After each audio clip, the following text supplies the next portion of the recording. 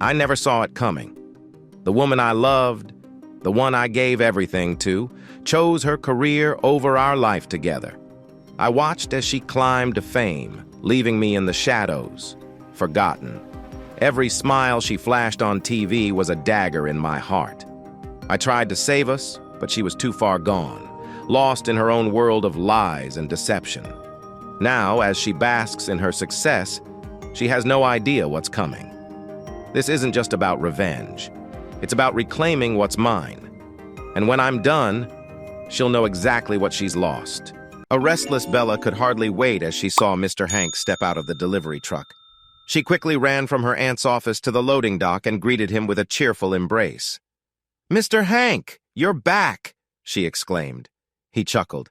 "Hey there, sweet girl, I'm back for a few weeks." Spotting the tray of drinks from Starbucks he was holding, Bella smiled and asked, "Are those for us?" "Yes, they are. Your Aunt Morgan told me what to get for all of you," he replied with a smile. Bella felt joy spread through her. She always looked forward to afternoon treats that Hank brought for her, her Aunt Morgan, and her older sister Amber. He had been away for a while working another job that took him out of town. He was dressed in his familiar work clothes, cargo shorts, a polo shirt, and a baseball cap with the food bank logo. Aunt Morgan, who was actually her great-aunt, managed the food bank. Bella and her sister spent most of their summer there, and they had recently started attending summer camps, which they really enjoyed. After camp, they would hang out with their aunt until it was time to go home. The girls and their mother lived with Aunt Morgan and Uncle Bill. Morgan and Bella thanked Hank for the drinks. Hank handed a frappuccino to Amber, who mumbled a brief, "Thank you." Morgan was a bit disappointed with Amber's reply, but she chose not to press her. "Thanks for the drinks, Hank. You really didn't have to do this." "I'm always happy to help," he said.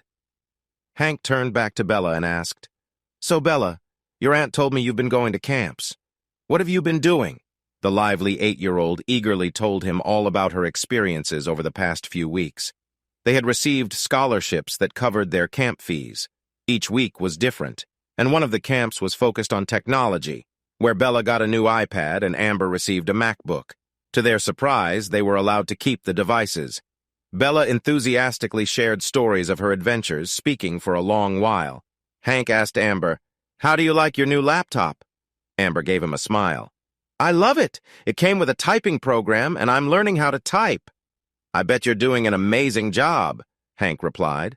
Morgan smiled, knowing that Hank hadn't shared whether he was the one who arranged the camp scholarships or provided the tech for the girls, but he hadn't denied it either. She and the girl's mother were pleasantly surprised by his kindness. Bella asked curiously, "Where did you go while you were away?" "I went to Australia and Singapore. Do you know about those places?" "I know about Australia, but not—" "What's the other one?" Bella answered. "Singapore. Let me show you," he said, and quickly pulled up a map on her iPad. He pointed out where they were located compared to their hometown. Then he opened an app called Stack the Countries, which he thought would help her learn more about geography.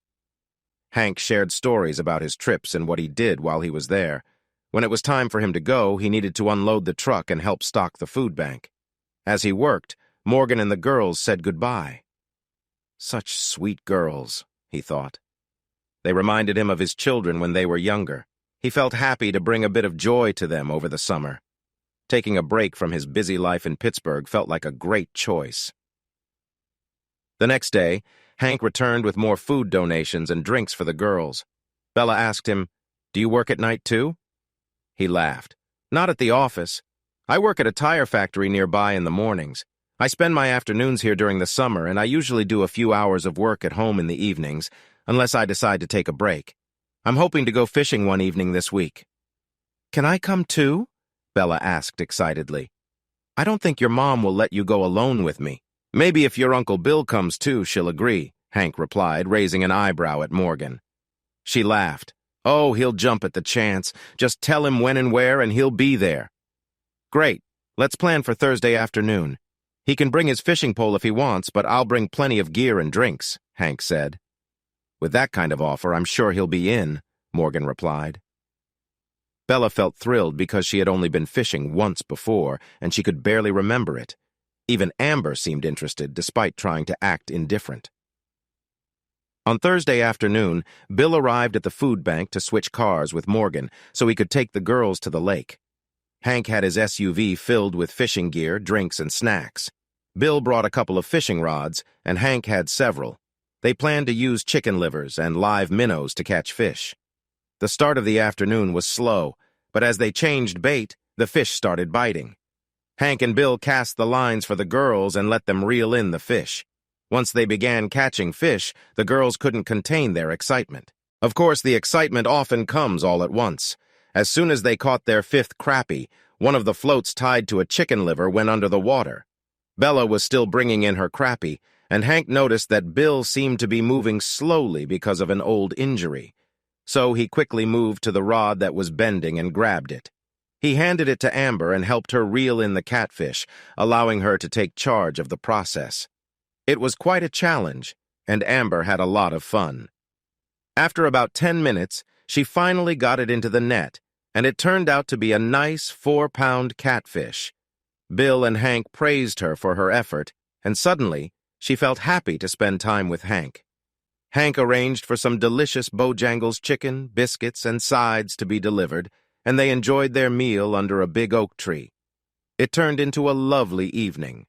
Later, Morgan came by and drove the girls home so they could freshen up and get some rest before summer camp the next morning.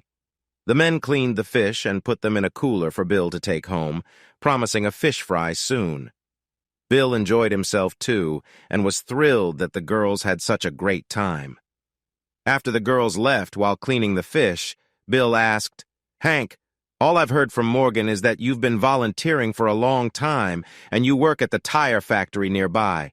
But based on that brand-new Honda Pilot you're driving, your involvement in these summer camps, and your easygoing manner, I have a feeling you might be more than just an ordinary factory worker." Hank chuckled and replied, "Honestly, Bill, there's not much to me. I'm from Pittsburgh, where the factory headquarters are. I travel a bit for work and have a project that lets me be here this summer. My family enjoys Asheville, and we have a vacation home here, so it's easy to work from this area. I'm figuring out how I can work here more often." "So you are more than just a factory worker?" "I am. I'm in charge of all the company's finances. What about you? What did you do before you retired?" "I was a mailman and drove a postal truck. I was in an accident a few years ago that forced me to retire, and that's why I walk with a limp. I'll never be fully okay again, but I improve a little each year. I have a 2-acre garden that keeps me busy during summer. The girls or their moms sometimes help me in the mornings, but it's mostly my summer project." Bill thought for a moment and continued, "So, based on what you just said, do you have CFO after your name?" Hank nodded. "That, along with some other fancy titles." Bill noticed a ring on Hank's finger and asked, "Is your wife still in Pittsburgh? Is she coming down?" "She's also traveling for work.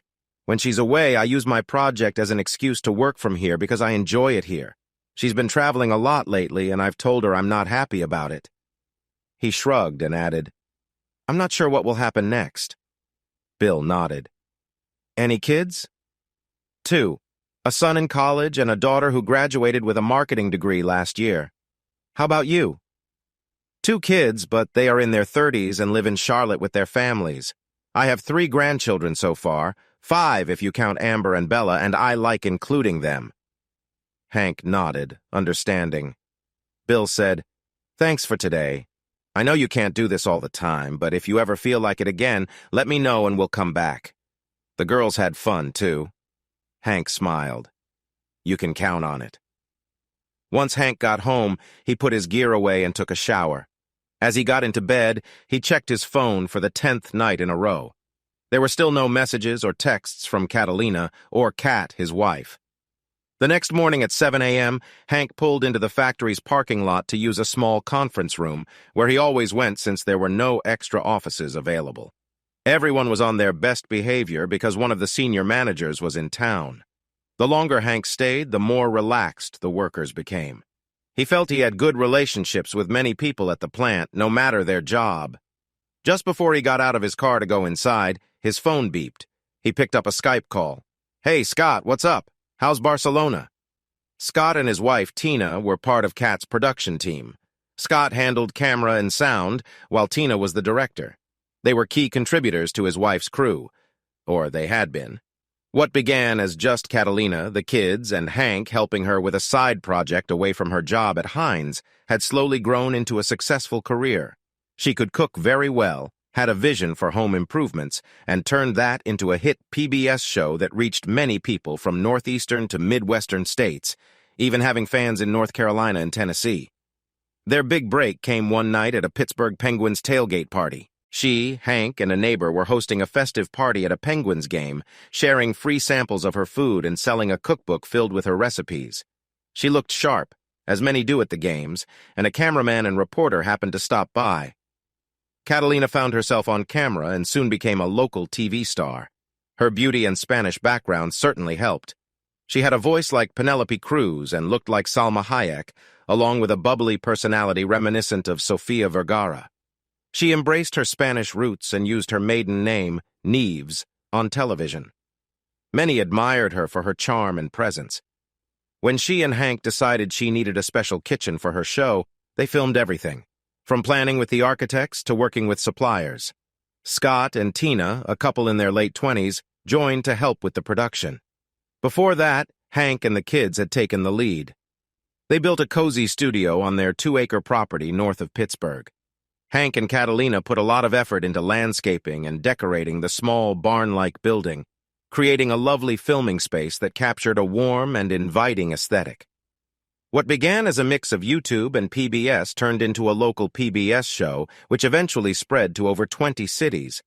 Catalina attracted interest from various networks like the Cooking Channel, Food Network, and Netflix. She had many sponsors and had just published her 5th cookbook, which landed on the New York Times bestseller list. Her popularity was soaring. Sadly, this success came at a cost to her marriage. Catalina's focus shifted to her career, and she often found herself in the spotlight. Her fashion ranged from relaxed cooking outfits to elegant attire for events. She gained over 1 million followers on social media. Throughout her journey, Hank stood by her side, providing support. To break into the national scene, she hired a new agent named Sheila and a producer-editor named Felicia, who encouraged her to pursue bigger opportunities. Recently, her social media posts shifted from recipes and kitchen tips to a greater focus on her life. 4 years ago, she appeared in only a small portion of her photos. Now, she was featured in most of them. Hank suspected that the changes in her team influenced this shift. When Hank told Catalina he wouldn't join her for a month-long trip to Spain, she was taken aback. After informing Scott and Tina, they grew concerned. By that time, Hank was in Asia, and they communicated through texts about the situation. This was set to be the first week of filming in Spain. Hank was curious about how this would unfold. Scott asked, "Are you ready to go? We're sending you a first-class ticket to Barcelona. Tina's here with me." "Hey, Tina." "Hey, Scott. Catalina has not been happy lately. She's had a tough week. You weren't here to help before she arrived on set, and we're behind schedule. It's been a struggle without you to support her. We might need to take a break, but we really can't afford it. Just know you owe us dinner and drinks when we get back." "Sure, but I won't be coming and she knows it. I've had enough of this new Catalina. If I can't have my old cat back, I don't want to be part of this. She can stay in Spain for all I care." Scott replied, "Morellis has been here and she's not pleased with Sheila or Felicia. I think she misses the older version of her daughter, too." Hank asked, "Is it time to take a break?" "Not today. The contractors have a lot to finish, so she's gone to her mom's place. Tina and I will stay and film their progress and plan shots for next week. We hope to start cooking soon, or we'll fall behind. It's a good crew, but they're struggling with the timeline." Hank chuckled. "Sounds like I made the right choice to stay back." Tina asked, "Are you serious about her staying in Spain? We've known you both a long time, and this past year has been challenging. Are you okay?" "I don't know. I'm preparing for the possibility that we might not. I haven't shared this with anyone else, but we are officially separated. I haven't told Eva or Eric, and if she has said anything, they haven't mentioned it to me. You two are the only ones I've confided in. I'm working from Asheville while she's away, but please don't tell her." "Separated? Wow," said Scott. "I understand. Living with her has been tough this past year. Tina warned me that if I treated her like that, she'd be very upset. That wasn't the beginning, but it was when our marriage problems really stood out. I tried talking to her, but she thinks I'm being difficult. I believe that now the kids are grown, we want different things. I just don't know if we can ever agree again.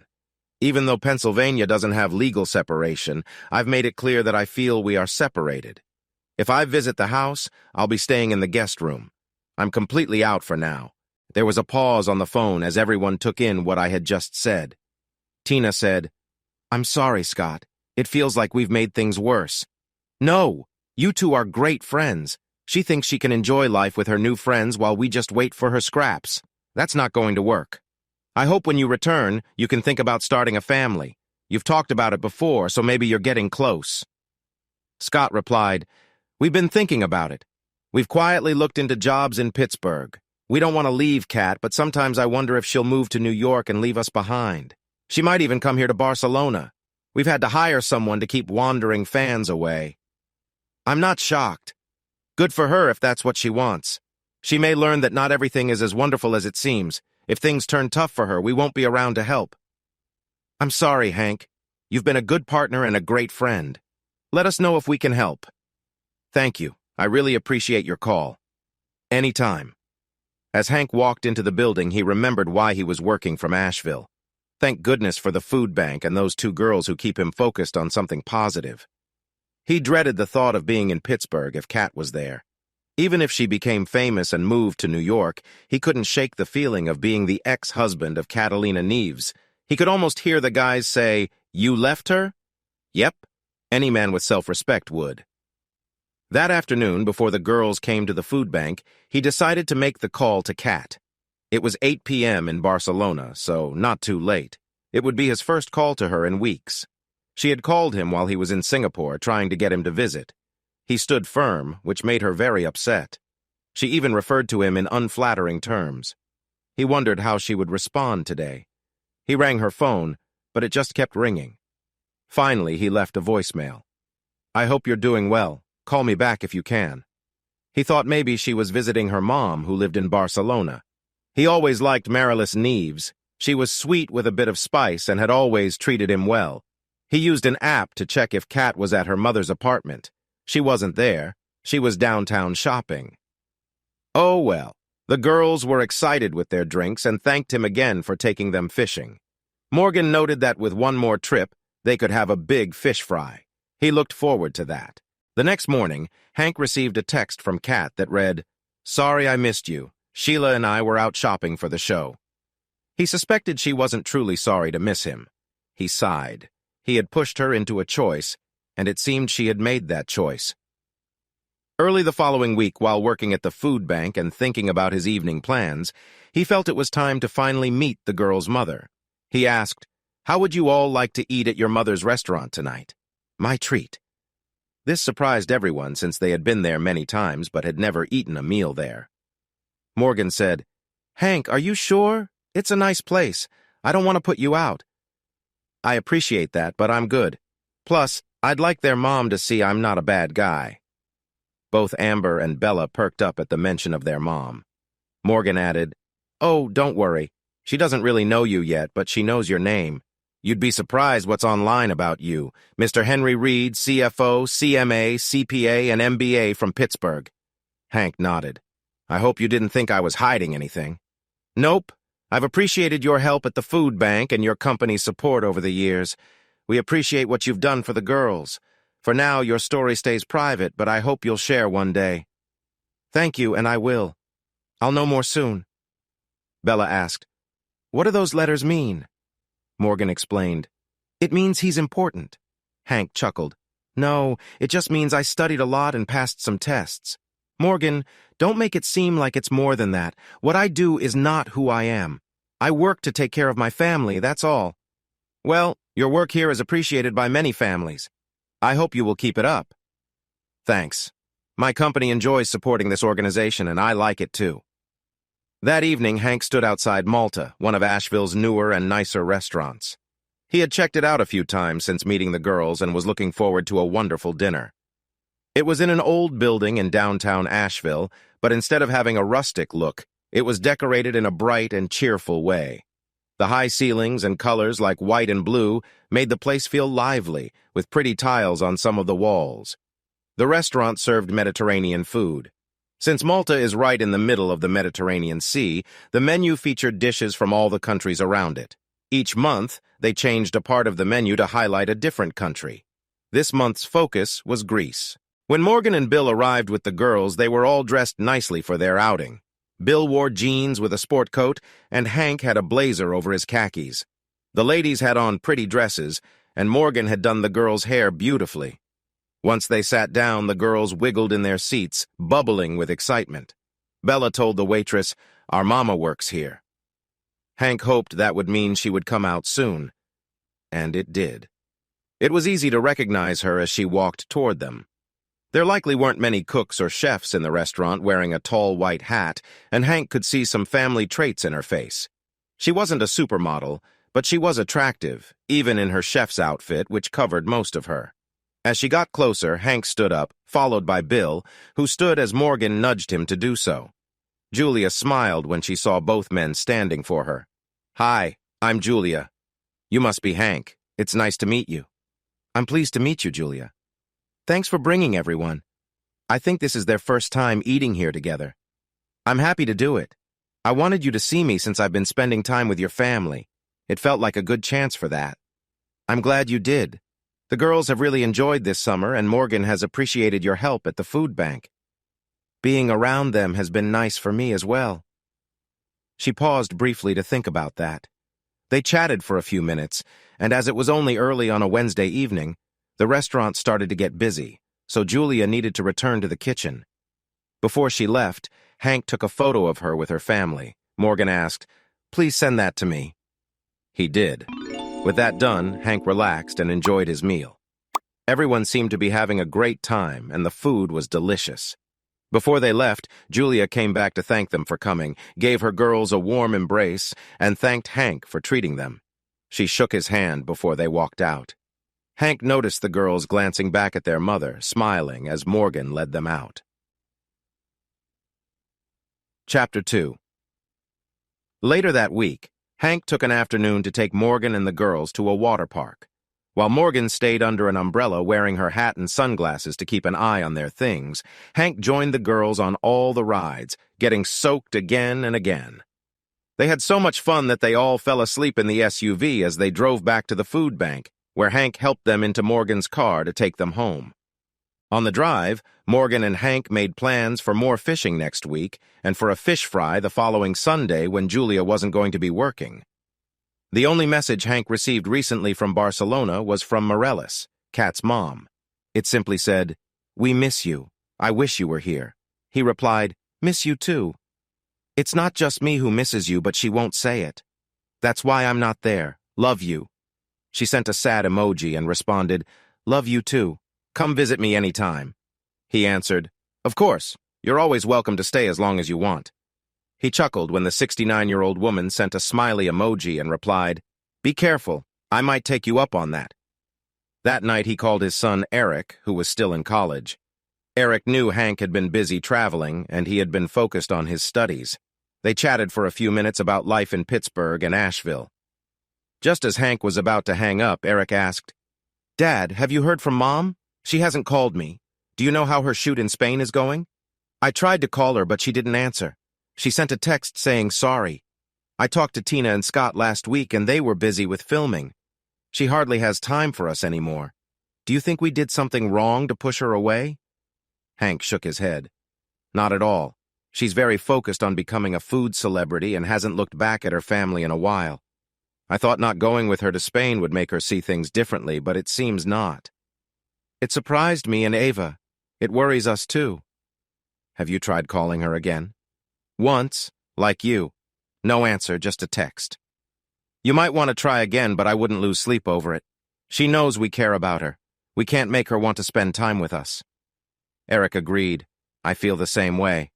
Love you, son. We love you too, Dad." After hanging up, Hank felt troubled.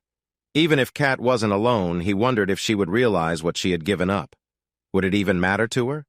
Fishing was the next Tuesday, and although they didn't catch as many fish as before, they had a great time. Once again, Hank ordered food to be brought to them. This time, the girls wanted pizza. With not many fish biting, the girls cared more about the pizza than the fishing. Later, Morgan and Julia arrived to pick up the girls. She shook Scott's hand and told him to come hungry for the planned fish fry on Sunday. It was the first time he had seen Julia's hair down and in regular clothes. He had suspected it all along. She was an attractive woman. Not everyone would agree she was as stunning as the glamorous Catalina, but her shoulder-length brown hair was lovely, and her green eyes sparkled. She didn't smile with her teeth much, but when she did, it was warm and sweet, and it could light up the room. Hank asked her, "Julia, since you aren't busy this Sunday, would you like to take the girls on a short hike that morning?" She paused to think and then said, "I think they would enjoy that. Why don't you come over for breakfast and then we can go afterwards?" "Sounds great," he replied. Later that week, Hank talked to his daughter Ava, just like he did with his son. She was focused on her job and had been loving her new independence. She planned to spend Labor Day with him, whether in Pittsburgh or Asheville, which made him happy. He suggested they meet in Asheville. On Saturday afternoon, he got a Skype call from Scott and Tina. Hank greeted them. "Hey, how's it going? Did you start cooking on time?" Scott replied, "We did, but it's been tough all week. We didn't get much sleep. For the past 4 weeks, every shoot was supposed to feature her shopping at specific markets or cooking in a new kitchen. Everything had been planned out. Felicia wants some unexpected shots at various stores and the beach, but we're not ready for that. We don't have the right gear. I'm not even sure if I can find the equipment to get the smooth shots they want." The Queen's response to all of this was, "Figure it out. She won't be happy with the costs involved." Hank chuckled. "I've seen your contract. She has to cover your expenses. Just get what you need and don't stress about it." "I know, but it's frustrating. If you were here, you could help talk her out of some of these ideas. Or at least, you could check out the beach for a good spot and help me plan. That would save me a lot of time." "Sorry, Scott. She's not listening to me these days. She won't even return my calls." Tina chimed in.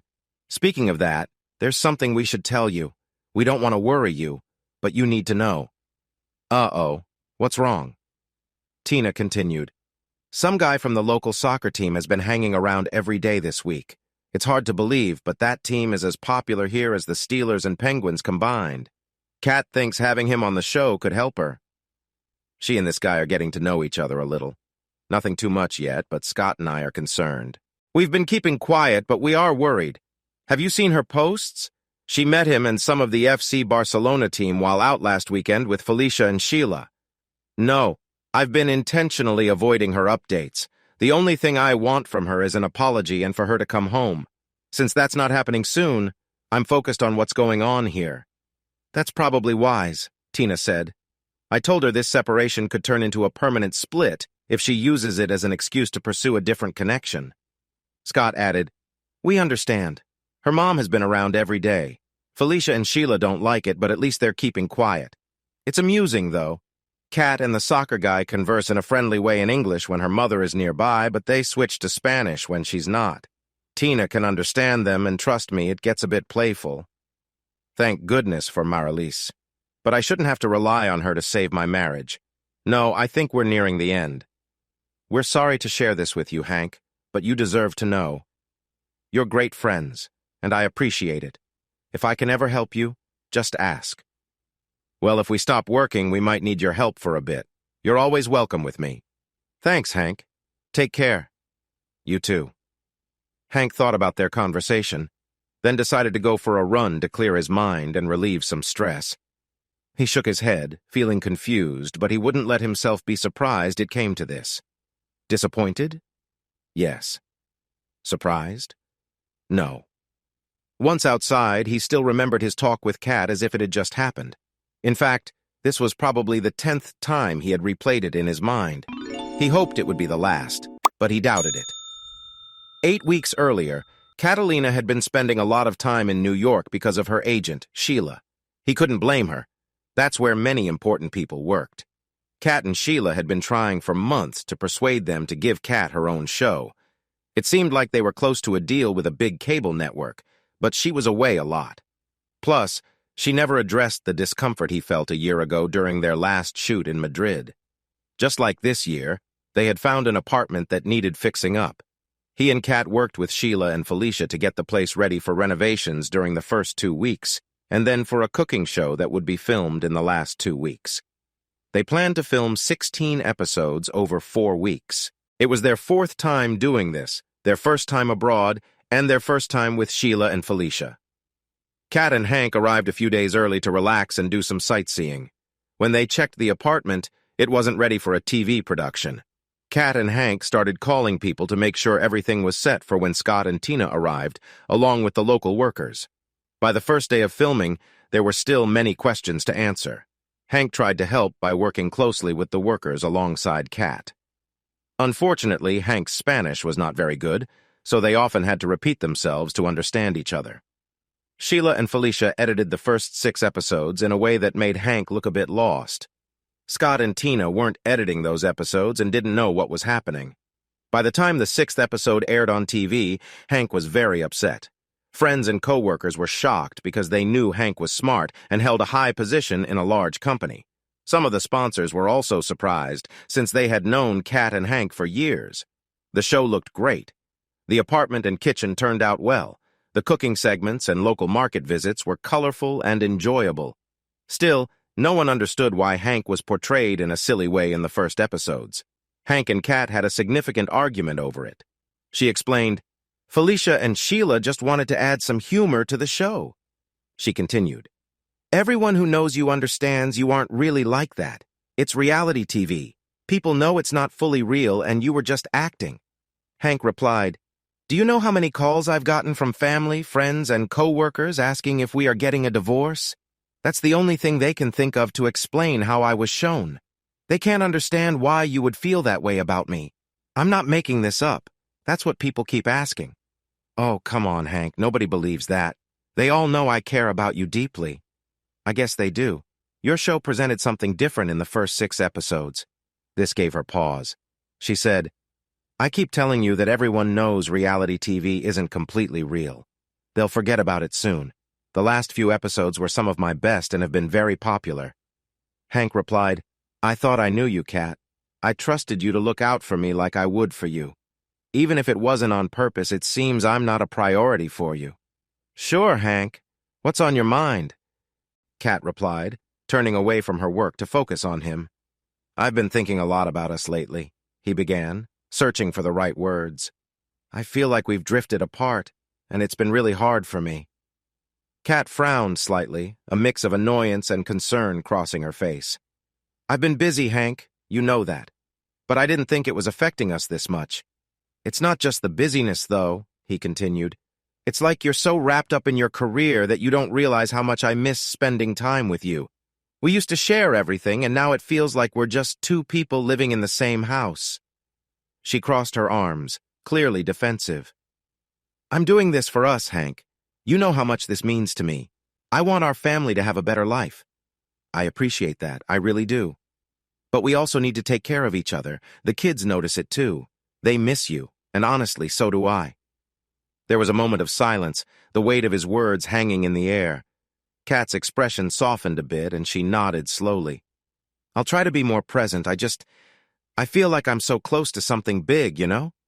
I understand that, but I want us to be a team again. I want to feel like we're both invested in this family, not just focused on our individual goals. Can we at least talk more about what's happening in each other's lives?"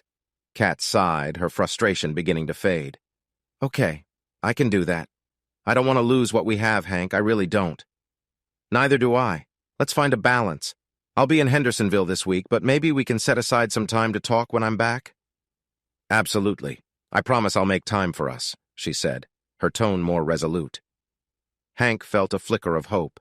Perhaps they could begin to mend the rift that had formed between them with a little more communication and understanding. "It's important," he said. She sipped her coffee and looked at her phone, raising her eyebrows as if she expected him to talk. "Can you put your phone down, please?" She sighed and said, "I'm all yours." "I'm not going with you to Spain," he stated. This caught her attention. "What? Why not? You have enough vacation time. Can't you get off work?" "It's not about vacation or work. I just don't want to go." "I still don't understand." "Why not?" she asked. "I never got an apology from you for what happened last year, and I won't let myself be hurt like that again." She scoffed. "You've got to be kidding me. We talked about that. It was nothing."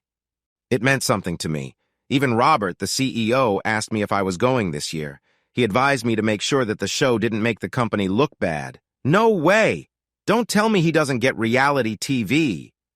She shook her head. What's your problem? It doesn't affect your job. Do you know what I do, Kat? Have you ever heard of Sarbanes-Oxley?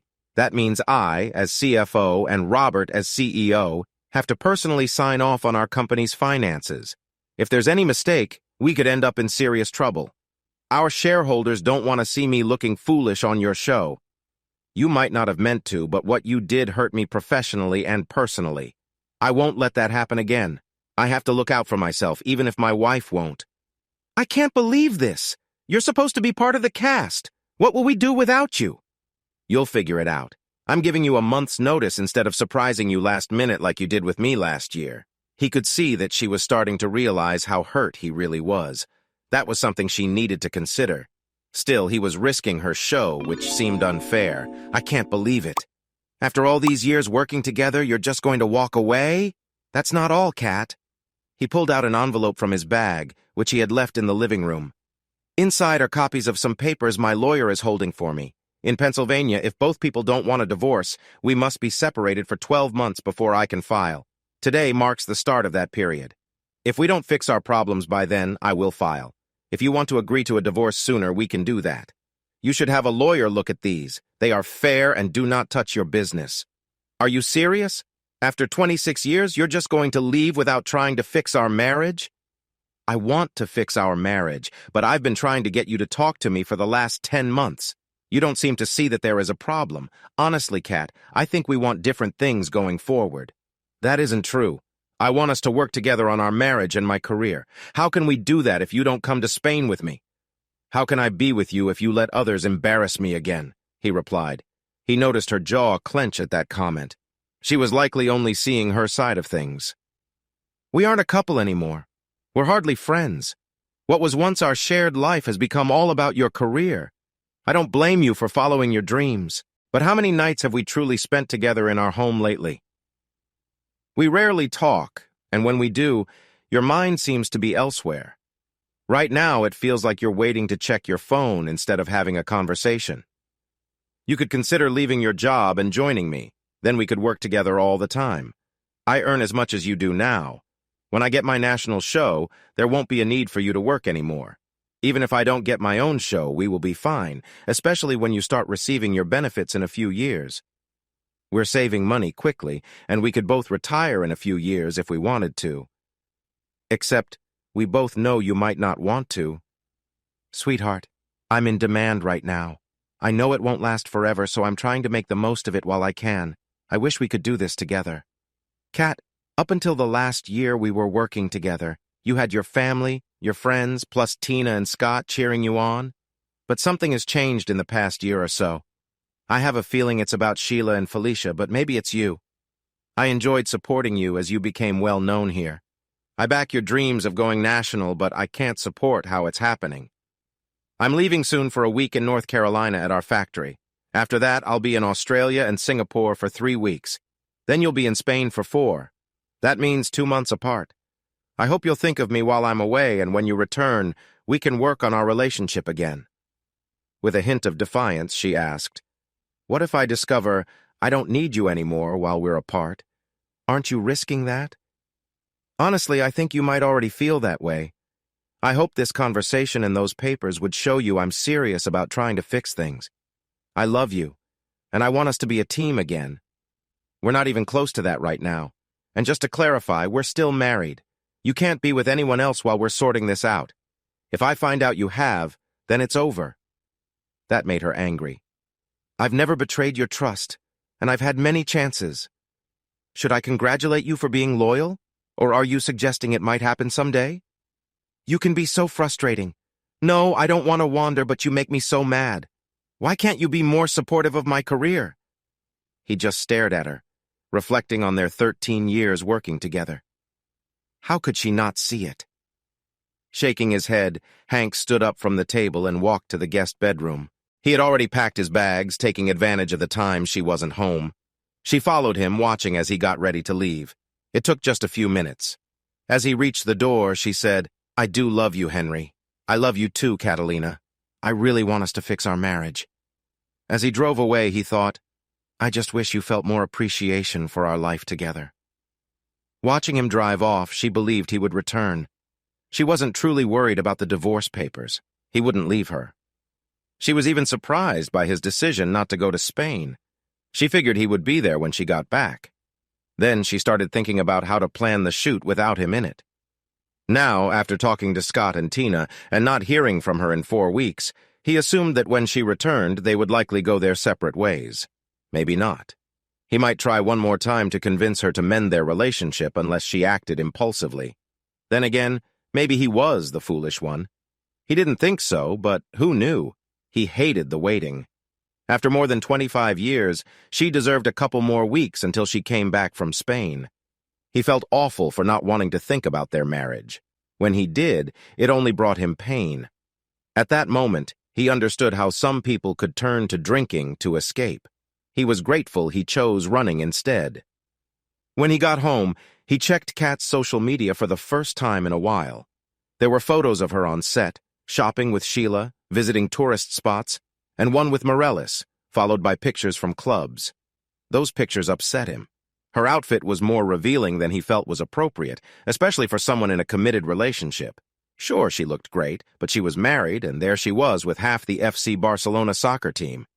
Her caption read, "My mom, who lives nearby, will be so jealous." He briefly thought about sending it to Morellis and asking, "Jealous yet?" But he didn't want Kat to know he was keeping tabs on her. He also didn't think Morellis should have to fix things. He was almost certain Kat didn't even want to try, but he wanted to save the marriage, even if it seemed lost. At least he would be able to look in the mirror and say he tried, even if she wouldn't. So he typed, "Jealous yet?" and pressed send, wondering if he'd get a reply. The next morning, he saw Morellis's reply. "Not jealous, furious. She and I are not happy with each other." Chapter 3. Hank drove to Morgan and Bill's place for breakfast, and it was a special treat. Julia and Morgan had prepared a big meal for everyone. Hank felt lucky to be married to someone who loved to cook. He thanked them both for their efforts. Morgan made sandwiches and packed chips and granola for their short hike.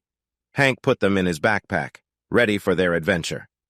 They loaded the girls into his SUV and drove to the parking area for the Black Balsam Knob hike, located off the Blue Ridge Parkway, a bit southwest of Asheville. While it was only a 1.5-mile hike there and back, he wanted to make sure it wasn't too hard for Bella, who was just 8 years old. This hike was lovely, especially after they passed the tall fir trees and entered a beautiful open path through a meadow leading to the top. The elevation gain of the hike was only 300 feet, making it a gentle climb.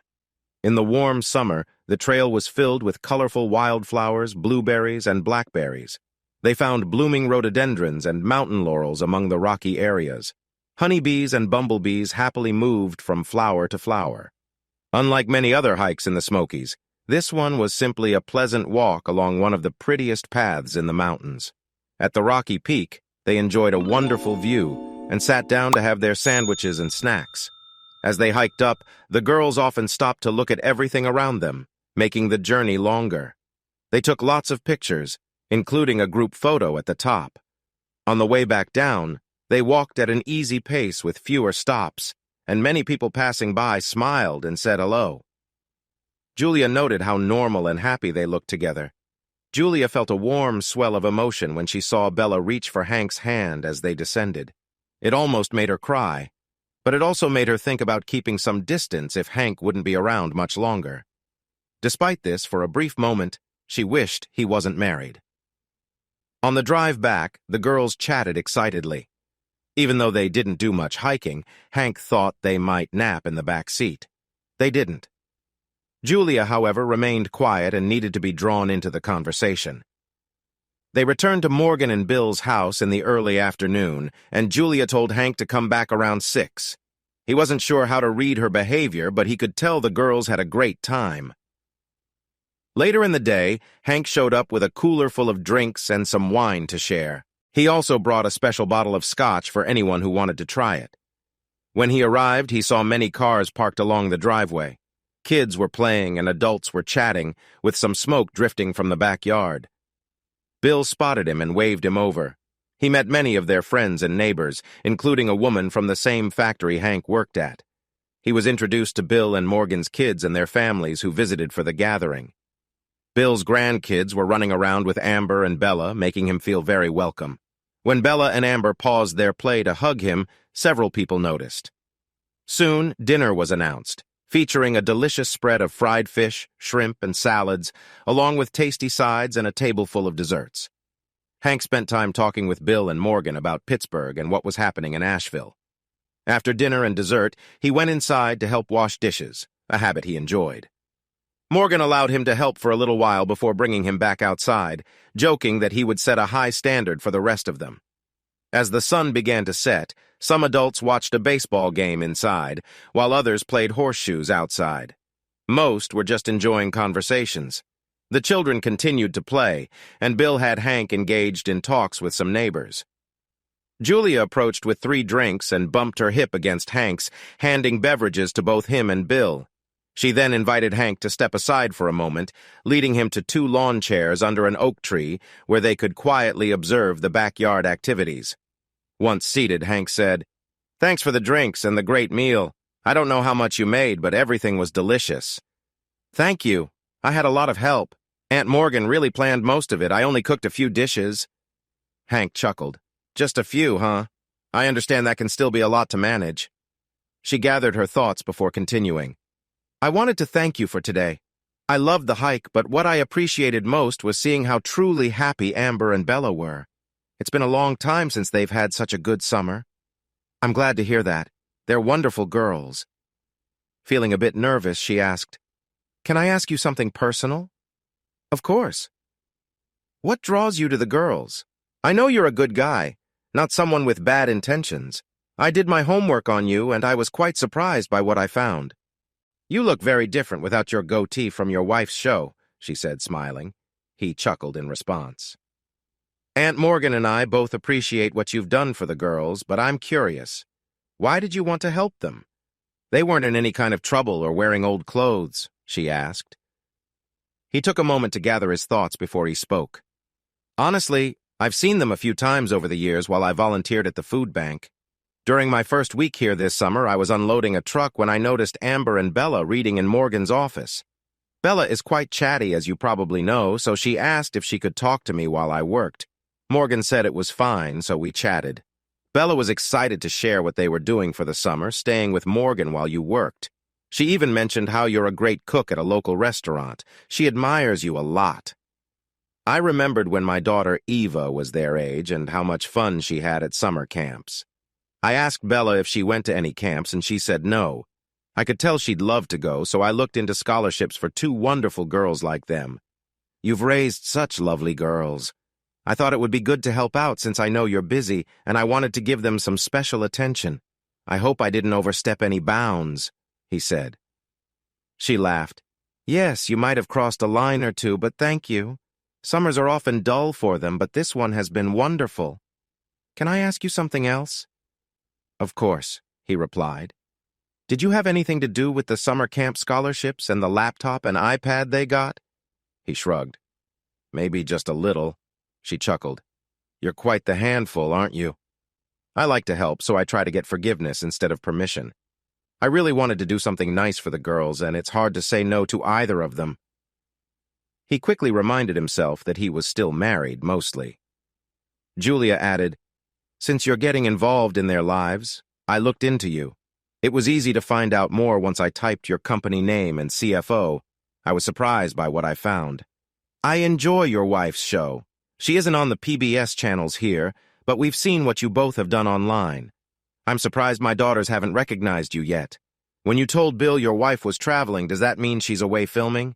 "Yes, she is in Barcelona filming episodes right now. I used to help out with the show, but this year I stepped back.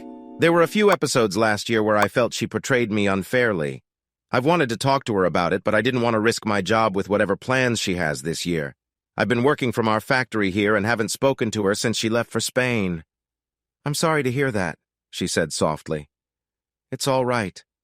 I'm not really happy about it, but I've been trying to mend our marriage for the past year. It's not something I can do alone." They both took a sip from their drinks and watched the activity in the backyard. "Can I ask you a question?" he ventured. She smiled and nodded. "Sure." "What about the girl's father? Was there a man named Mr. LeBlanc?" "Yes, there was. He was from Louisiana, and I met him in Charlotte, where he worked for a pipeline company. He got a promotion that took us back to New Orleans, which he was excited about. I attended culinary school there. We were happy until we found out I was pregnant. Amber was born, and then I was pregnant with Bella when he had a severe accident on an oil rig. After that, he couldn't return to work, and his struggle with pain medication worsened. He stopped going to work, and despite trying to help him, he eventually gave up. After Bella was born, I moved the girls here to live with Aunt Morgan and Uncle Bill. Sadly, one day he took too many pills and got into a car accident. We had little savings, and he had given up his insurance to save money, leaving us with a lot of debt. We've been living here ever since. Once the girls went to school, I started working as a cook and moved up in my career. Now I work as a chef, although I haven't finished my studies. The restaurant I work at is one of two owned by my employers who enjoy calling me a chef. He chuckled. Everything I've tasted from your cooking has been fantastic. Living with Catalina gave me a good taste for food. Also, I'm sorry to hear about your husband. That must have been very difficult. Thank you, she replied, pausing. So do you plan to just be Uncle Hank for the girls? Will you be around after summer? If you're going to be away, please keep your distance from them. I worry about that a little. That's okay. Yes, I'm Mr. Hank, but Uncle Hank is fine too. Honestly, I'm not sure what will happen. Kat has 2 more weeks in Spain, then maybe a week in New York, and then back home to Pittsburgh. I think I've heard some worrying news about her time in Spain when she's not working. If she wants to try and fix our marriage when she gets back, we can, but I'm not sure it can be saved. If she doesn't want to, I might look for a way to move here and work at the local factory. That's all I know for now. She replied, Thank you for telling me. It's helpful. If you don't mind, let's stick to Mr. Hank until you see how things go. If you end up being here more often, then I wouldn't mind calling you Uncle Hank. I would like that too. If you ever want to talk, just let me know. I know we're both busy, but I could meet you for... Wait, I'm sorry. Meeting with a married man sounds inappropriate. Just come over when I'm not working. Uncle Bill will probably be here, or you can call me in the morning before I go to the restaurant. I need to be mindful of appearances, so I shouldn't look like I'm spending time with a married man. I completely understand. You're wonderful, and I can see why others might think you're with someone. I really appreciate you listening. I'll miss the girls when I go back to Pittsburgh next week. They've been such a help to me. I'm glad to hear that. Thank you for being kind to them. They've loved having your attention. And about dating, I don't have the time for that. He found it interesting that she mentioned it. He said, This week will be exciting. The first episode recorded in Spain will be on Thursday on PBS. Oh, I wish I could watch it. Anytime you want, just say the word. We have a computer here that connects to the server the videographer uses. It has all the raw footage and old episodes. Basically, everything she has done is stored there, including her new work. I can see why she's popular. She's charming, and her energy really shines on camera. He nodded. I agree. I'll put last season's episodes on a thumb drive and give them to Morgan tomorrow before I head out. Maybe one day when you're free, you all can come over to watch the latest episode. I'll even cook for you. Or we can order in. She laughed. Oh no, you offered to cook, and I'm taking you up on that. Now you have to show me what you can do after being married to Catalina. He chuckled too, and Morgan, who had been watching them, was happy to see them getting along. She secretly hoped Hank would leave his wife. She knew it was unwise, but felt that way nonetheless. Julia was a devoted mother, always busy, and having Hank around felt like a wonderful support she wanted to keep. Hank left that night with a sense of satisfaction. Julia felt good about managing his interest in her daughters. She recognized that he could be a great partner, but she was firm about her principles regarding married men. However, if he were to become single, Hank dropped off the thumb drive with Morgan as promised and returned to Pittsburgh. He had successful meetings with Robert and his team, particularly because a significant investor was in town, and it was important to make a good impression. When Robert asked Hank about the possibility of returning to the Pittsburgh office, Hank said, I wanted to discuss that. During the pandemic, we showed that we could work effectively from home.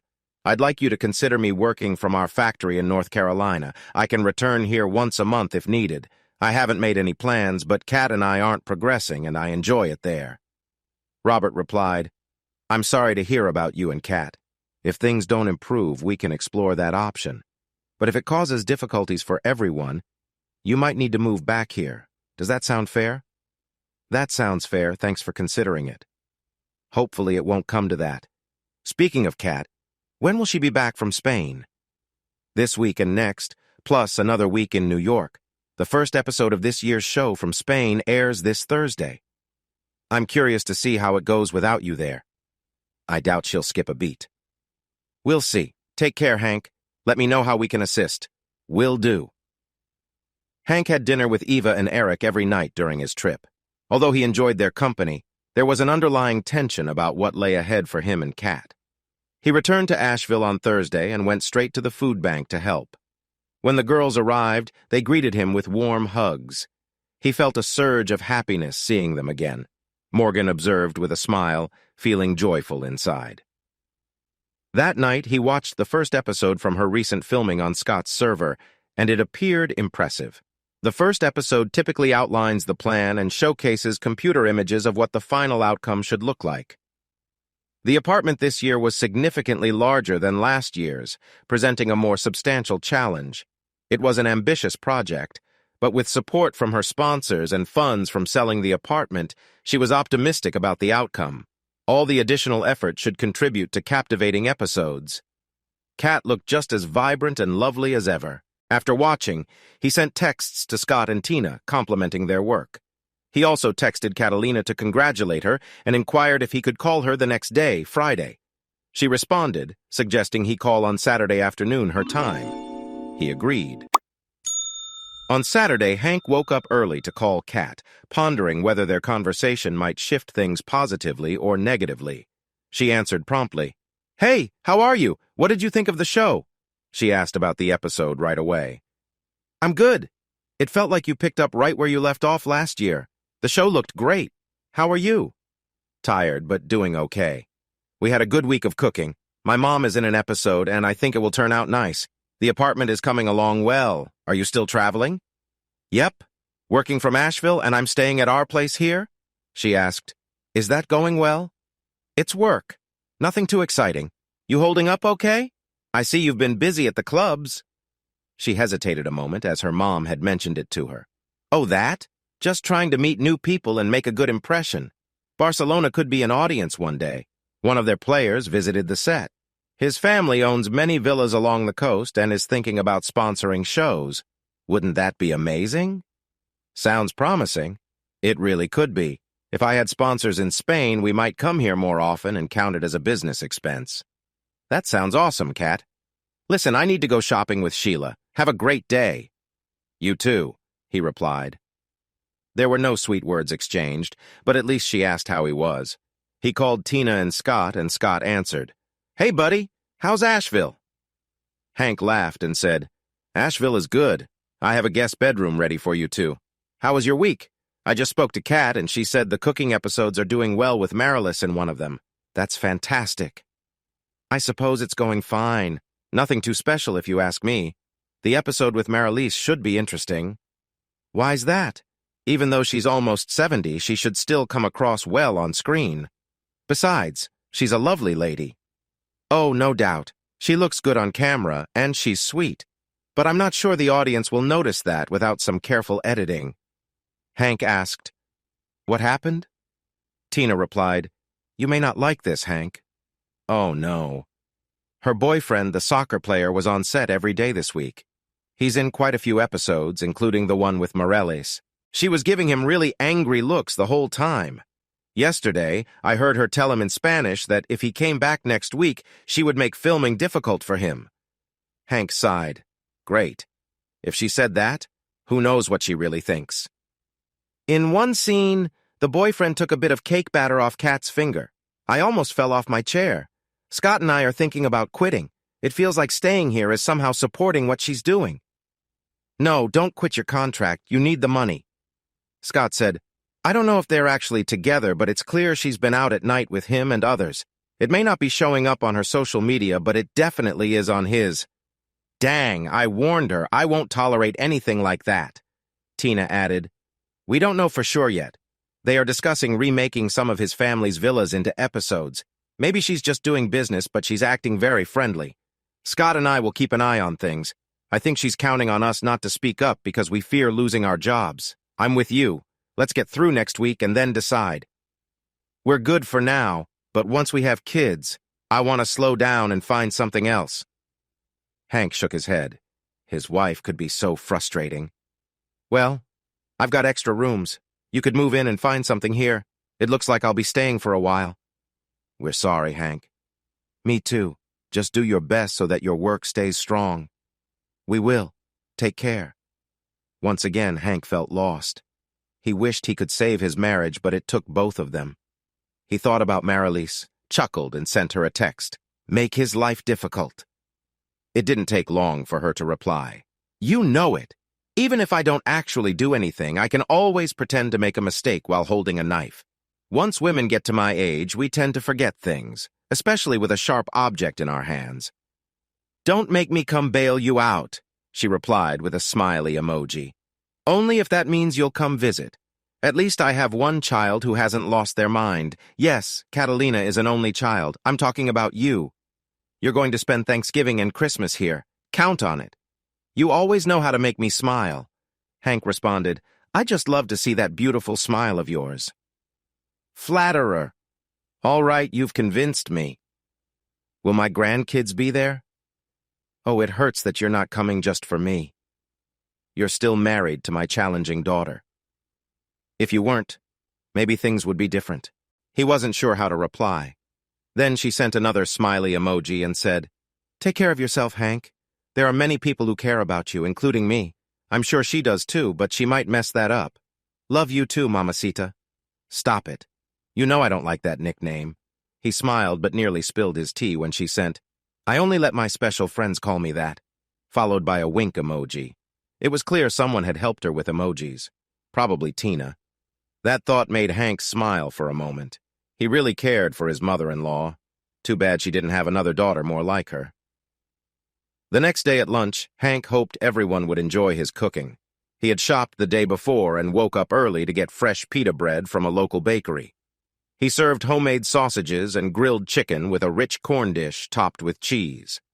For the side, he made a spinach salad with nuts and cheese, along with a tasty dip made from roasted peppers and tomatoes, perfect for the pita.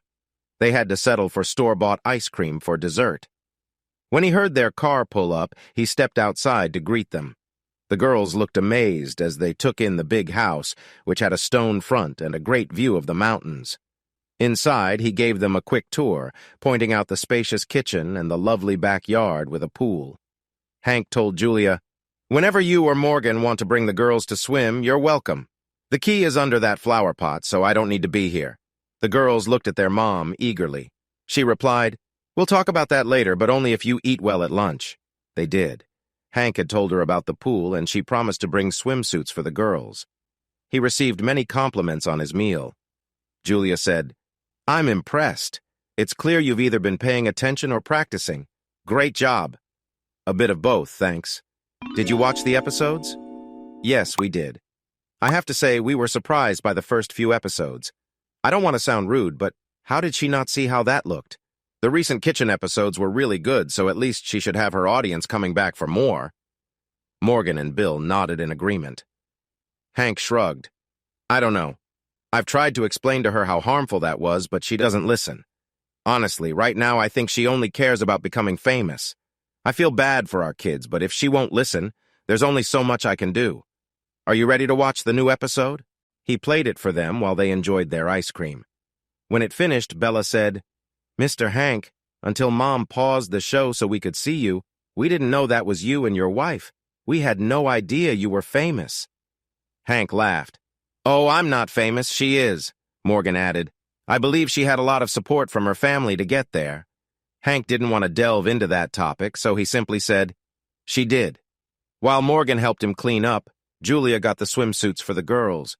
They were thrilled about swimming. After tidying up, Hank changed clothes and met the girls at the pool. He was pleasantly surprised when Julia joined them. Bill went inside to watch a baseball game, but Morgan stayed outside for the swimming. After they all had fun, they changed and the girls wanted to watch more episodes that featured Hank. He set it up for them, and Morgan and Julia stayed to watch while Hank grabbed drinks for himself and Bill. Later, they ordered Chinese food for dinner. When it was time to leave, everyone thanked him for being a wonderful host. He received hugs from the girls, a friendly gesture from Morgan and Julia, and a handshake from Bill. By the time Hank got into bed, he realized he had a really good day. Over at Morgan and Bill's house, everyone was thinking the same thing. Chapter 4. The next day, while the girls were still at camp, Hank stopped by to get the keys for the truck and pick up some donated food. Morgan saw him enter her office and closed the door behind him. When he turned around, she hugged him tightly. "I don't know what your plans are, Hank, but I hope you stick around. You've really made a difference in the lives of those girls and their mother. They aren't in a bad situation, but they all seem happier because of you. Thank you for that." "They've grown on me, too. Such sweet girls. I'm not sure what will happen, but I want to stay involved in their lives if Julia allows it." "Don't worry. I think she's starting to see that having you around is good for everyone." Hank wasn't exactly sure what she meant, but replied, "I'm glad to hear that." Each day, he picked up some drinks for the girls, and they shared stories about their day at camp while he unloaded the truck. On Wednesday, he texted Morellis. "Have you made any changes yet?" She replied with an angry emoji. "I told her that as long as he was around, I wouldn't be. She hasn't called, so I haven't gone back." He replied, "Wow, she is really cutting ties. She isn't foolish. I don't know if it's the fame or the money, but she's lost touch with reality. One day she'll realize what she's done." "I'm sorry, Marilis. I wish I could have helped more." "What? No sweet greetings today?" "I don't want to make your friends feel uncomfortable." "Let me worry about that. I care about you, Hank. You're a great son. Please give my love to the kids." "I will." That night, he would call his children to remind them they were loved. On Friday afternoon, he received a surprising text from Kat. "I'm staying in Spain for another week to finish some things and spend time with my mother. Then I'm off to New York for meetings before heading home. The show isn't the same without you." Hank scoffed at that. "Looks like that's not true." The next message confused him. "I want us to find a way to work on our marriage when I return." "I'd like that too. Say hi to your mom for me." "Will do." An hour later, Scott called. Hank answered, "How did it go?" "The filming was good, but it will raise questions." "How so?" Tina joined the call. "Hey, Hank. Sorry to bring bad news again, but it's really not good. Kat's boyfriend, Lorenzo, was in several episodes this week. They even filmed some in Spanish, which will be sent to Spanish networks to see if they're interested. The two of them were acting very close. Anyone who knows she's married, like her fans at home, is going to wonder what's going on. She still wears her rings." Hank shook his head in disbelief. Tina added, "It gets worse. Kat and Lorenzo have planned a trip together on his yacht in Ibiza. With so much media around, it will be hard for them to stay private. Maybe she doesn't care. If you check his social media, you'll see he's a big sports star. People know who he is, and he has a fiancée who isn't happy with him being out with Kat. I know this is terrible news, but we had to tell you. Also, we're quitting as soon as we're paid." "Wow. I kept hoping she would return, but I see that's unrealistic now. Thanks for the heads up. I know what I have to do." "And what is that?" "File for divorce as soon as she gets back." Tina asked, "Why wait? How would I find her in Ibiza? Even if I knew where she was, how would I deliver the papers there? Is it even legal?" Scott said, "If you're sure about this, we can help. You know we can get things done. Just have your attorney email us the papers. Even if it doesn't follow U.S. procedures, she'll understand what's happening." Hank chuckled. "All right. I'll have him send it to you to print out. Let me know what it costs, and I'll pay you back. Plus, I'll look for jobs for you down here." "Thanks, Hank. We feel let down, too. This isn't the same as a marriage, but she's drifting away. She may as well move to New York or Spain because this won't end well for her. I can't believe she doesn't see that." "I won't argue with you. Keep me updated." Scott replied, "We will. Thank you, both of you. You're like family." "You are too," Tina said back. Hank hung up feeling sad but also relieved. It was over. She wanted out, and he would let her go. She could stay in Pittsburgh, go to New York or Spain. It didn't matter anymore. He couldn't hold on after this past year. He had his lawyer adjust the division of assets slightly since he was planning to help Scott and Tina. Then he asked them to email the updated document to Scott. He didn't know what to do. He felt numb. Maybe he should go home for now. He wouldn't be good company. Luckily, he had finished unloading the truck earlier. Normally, he would help pack food for the food bank, but they would have to do it without him today. Maybe he would catch up this weekend.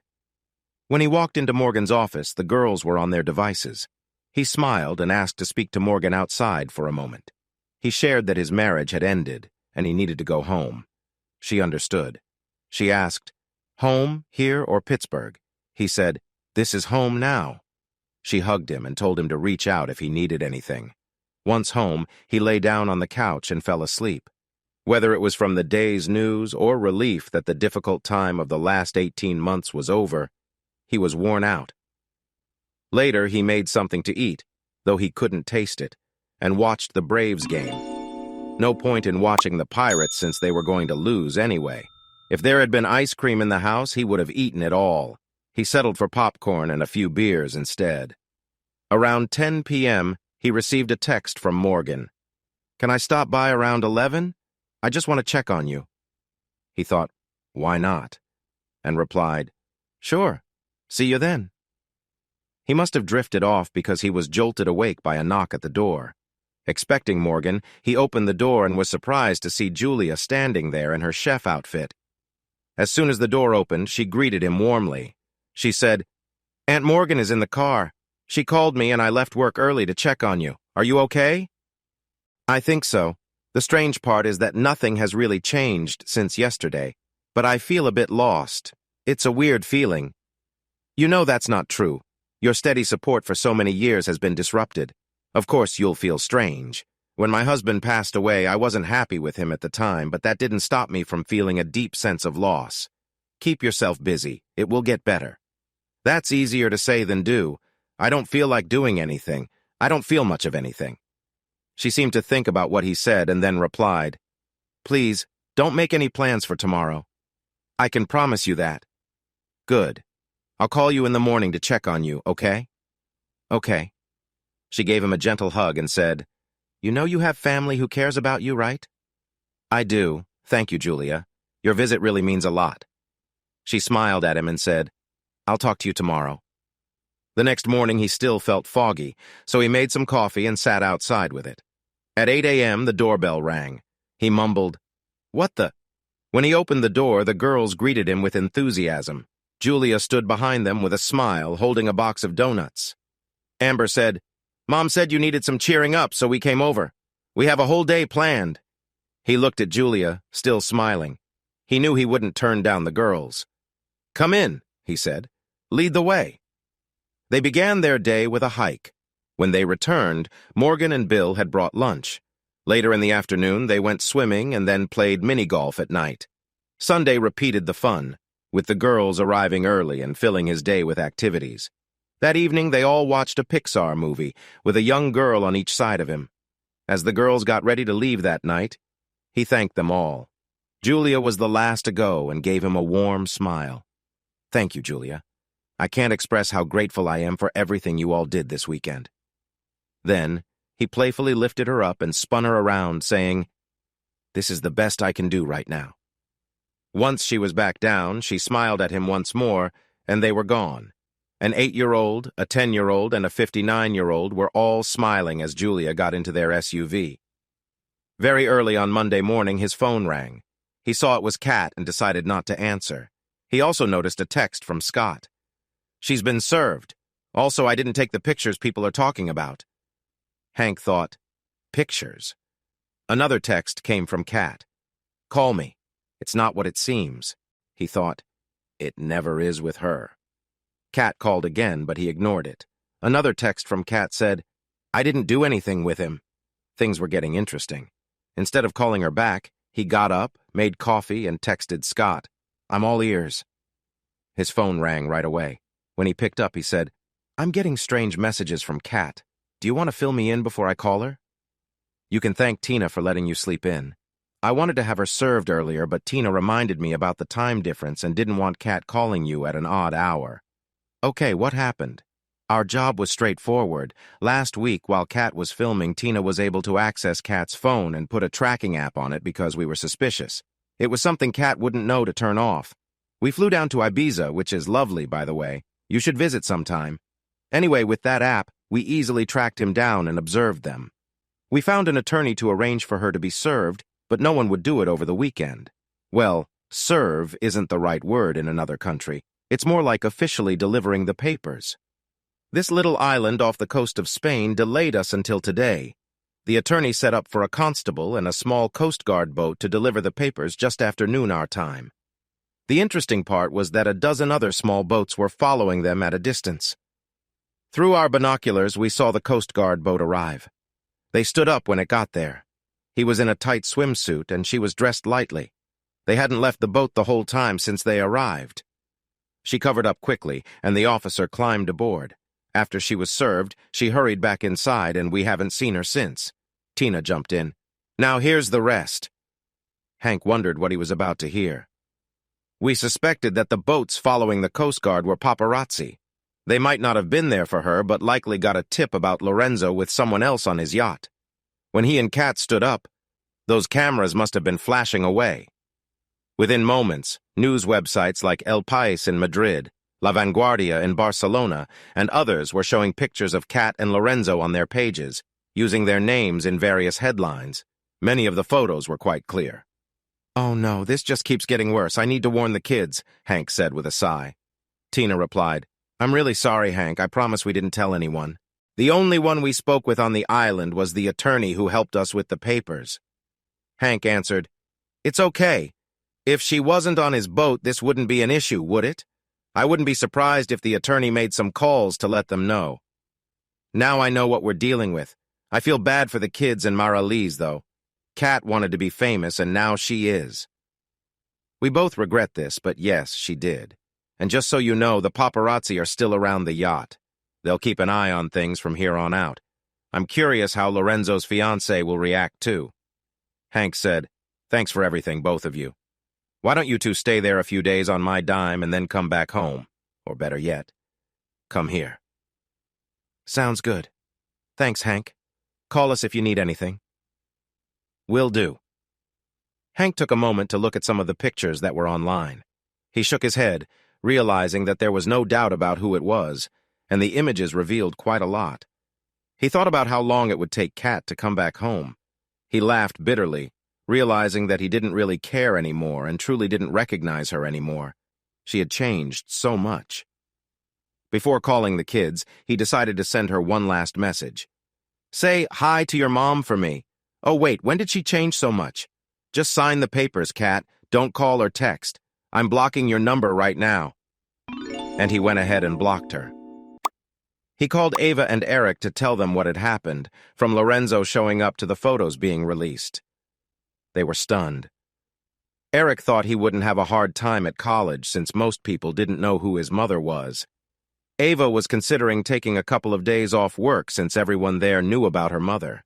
She was anxious about facing her co-workers. He felt terrible for Morales. She didn't deserve this. He forwarded Kat's message about visiting Morales to her and then called her about 5 minutes later. Morales answered, Hey, Hank, I saw your text. She hasn't been here yet, so I'm guessing this call is about that. Yes, Morales, this isn't a friendly call. I just sent you a link. Please open it. Oh? He waited while she looked at it. Then he heard her gasp, Oh, no. He had sent her a link to a news website with a photo of Catalina looking surprised next to Lorenzo. Exactly. She texted me about finishing things in Spain and then visiting you. Then I found out she was with her boyfriend. I'm sorry this will cause you trouble, but I thought you should hear it from me rather than someone else. I appreciate that, I really do. I'm sorry I didn't guide her better. Are you going to be all right? Yeah, I'm okay. You did a good job. I think it's her new friends in New York who have influenced her. She distanced herself from family and let others confuse her. It's not our fault. It's on her. Have you talked to Eva and Eric? Just a few minutes ago. Eva's worried about showing up at work. She was planning to come here for Labor Day anyway. I think I can get her to come a few days earlier. I hope you can. I'll be there as soon as I can get a ticket, if that's all right with you. You're always welcome. Come as soon as you can and stay as long as you want. Thank you, my son. I'll let you know when I have my ticket. I love you. Love you too, Mom. Having handled what he needed to that morning, he got ready and left for work. Feeling relieved after the weekend's discussions, he was actually able to focus and get a lot done. When he arrived at the food bank in the afternoon, he brought Morgan a big bunch of flowers and another for Julia as a thank you for their help over the weekend.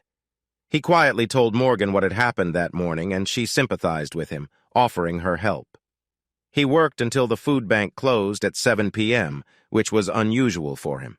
He saw many familiar faces collecting bags of food and felt grateful for his own situation, realizing it could be much worse.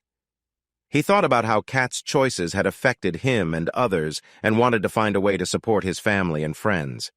He wondered if he could help both them and the food bank at the same time. He spent the night contemplating that. On Tuesday, he called Scott and Tina and asked them to skip Pittsburgh and fly straight to Asheville. He had something he thought they would want to know. It was a tough week for Eva. She called him from her car, nearly in tears, on Wednesday morning. She had taken Monday and Tuesday off. When she went into the office on Wednesday, she found a color photo of her mom on her desk. Someone had printed it from a website and added a comment at the bottom, "Nice rack, like mother like daughter?" After she shared the incident with him, he said, "Here's what I think you should do. Take that picture back inside, go to the HR manager, and put it on her desk. Tell her that you want the person who did this to be found and disciplined. Then, inform her that you're thinking about filing a complaint with the EEOC. This will show them you've talked to someone who knows what they're doing, maybe even a lawyer. Finally, let her know you won't come back to work until the issue is resolved. After that, grab a few things and come here. You might want to fly, but I think it would be better to drive because I hope you'll stay for a while." "Okay, Daddy. I'll leave in the morning and be there by tomorrow afternoon." "Why not have Eric come with you in your car and I'll fly him back?" "Sounds good." It was after midnight when Eva and Eric got there. The next morning, when Eva entered the kitchen, she shouted, "Nana!" and rushed to hug her grandmother, whom she hadn't seen in almost a year. Marilis had arrived the day before, and Hank hadn't told the kids he was bringing her, hoping to surprise them. Tina and Scott arrived late Friday, so Hank had a lively house full of guests for Labor Day weekend. On Saturday, he shared his plans for getting Scott and Tina back to work and discussed how Eva could help. They would also need support from Julia, who was interested and willing to assist. Marilis, Morgan, and the girls were all on board too. Tina and Scott felt cautiously hopeful as they worked on ideas and plans throughout the weekend. Hank and Julia knew they needed to talk to the owners of Julia's restaurant soon. On Monday, Labor Day, just before lunchtime, the adults were brainstorming more ideas in the spacious kitchen and dining area while Marilis entertained the girls. Suddenly, they heard the front door open, and Kat walked in. Everyone was surprised. No one, not even Marilis, stood up to greet her. The silence was intense. Amber and Bella just stood and stared at Kat, unsure of the situation. Hank asked, "What are you doing here?" Kat replied, "It's Labor Day, and I wanted to spend time with my family, who all gathered here without telling me." "Oh, so you have a family now?" Before Kat could answer, Julia called the girls to come outside. Hank asked, "Where are you going?" Julia said, "It seems like you need to discuss something important with your family." "Exactly. So where are you going?" Morgan and Julia both nodded at this, but Julia said, "The girls aren't quite old enough for what needs to be discussed, but thanks for including us all the same." Hank nodded, and Julia led the girls outside. Morgan and Bill stayed behind. Kat placed her hands on her hips dramatically. "What was that about? Have you already replaced me?" "I could ask you the same question." "I didn't do anything wrong." Her tone was unapologetic. "Once again, you don't see how your actions impact others. Even if you didn't do anything, nobody believes that. You can't actually think that." The others watched them, exchanging glances like spectators at a match. Hank asked, "Mom, what's your opinion? Did Kat betray her boyfriend?" "Hank, please don't put me in that position." Kat's eyes widened at her mother's reply. "Okay, then how about this? Did your friends think she didn't betray her boyfriend before her flight here?" Marilis shook her head. Indicating no, Hank announced, "All right, everyone, by a show of hands, who thinks Kat did not betray her boyfriend?" No one raised their hand. Kat felt hurt that her kids stayed silent. She huffed, "He's not my boyfriend, but he's going to be my business partner. We're planning to work on some villas together. I spent the week with him to finalize our plans." "And you did this planning how?" "Hank," Marilis interjected. Hank rolled his eyes and looked at Marilis. "Fine, but you need to explain why you're here, Kat." "Because my family is here, and I told you I wanted to work on our relationship when I returned." "Then why lie to me about visiting your mom in one message while saying you wanted to work on our relationship in another? If one isn't true, I have to doubt the other." "I knew you'd be upset about my being on his yacht. Nothing happened. We were just deciding on villa renovations. I'm sure that's all you were doing. Those pictures made it look very different."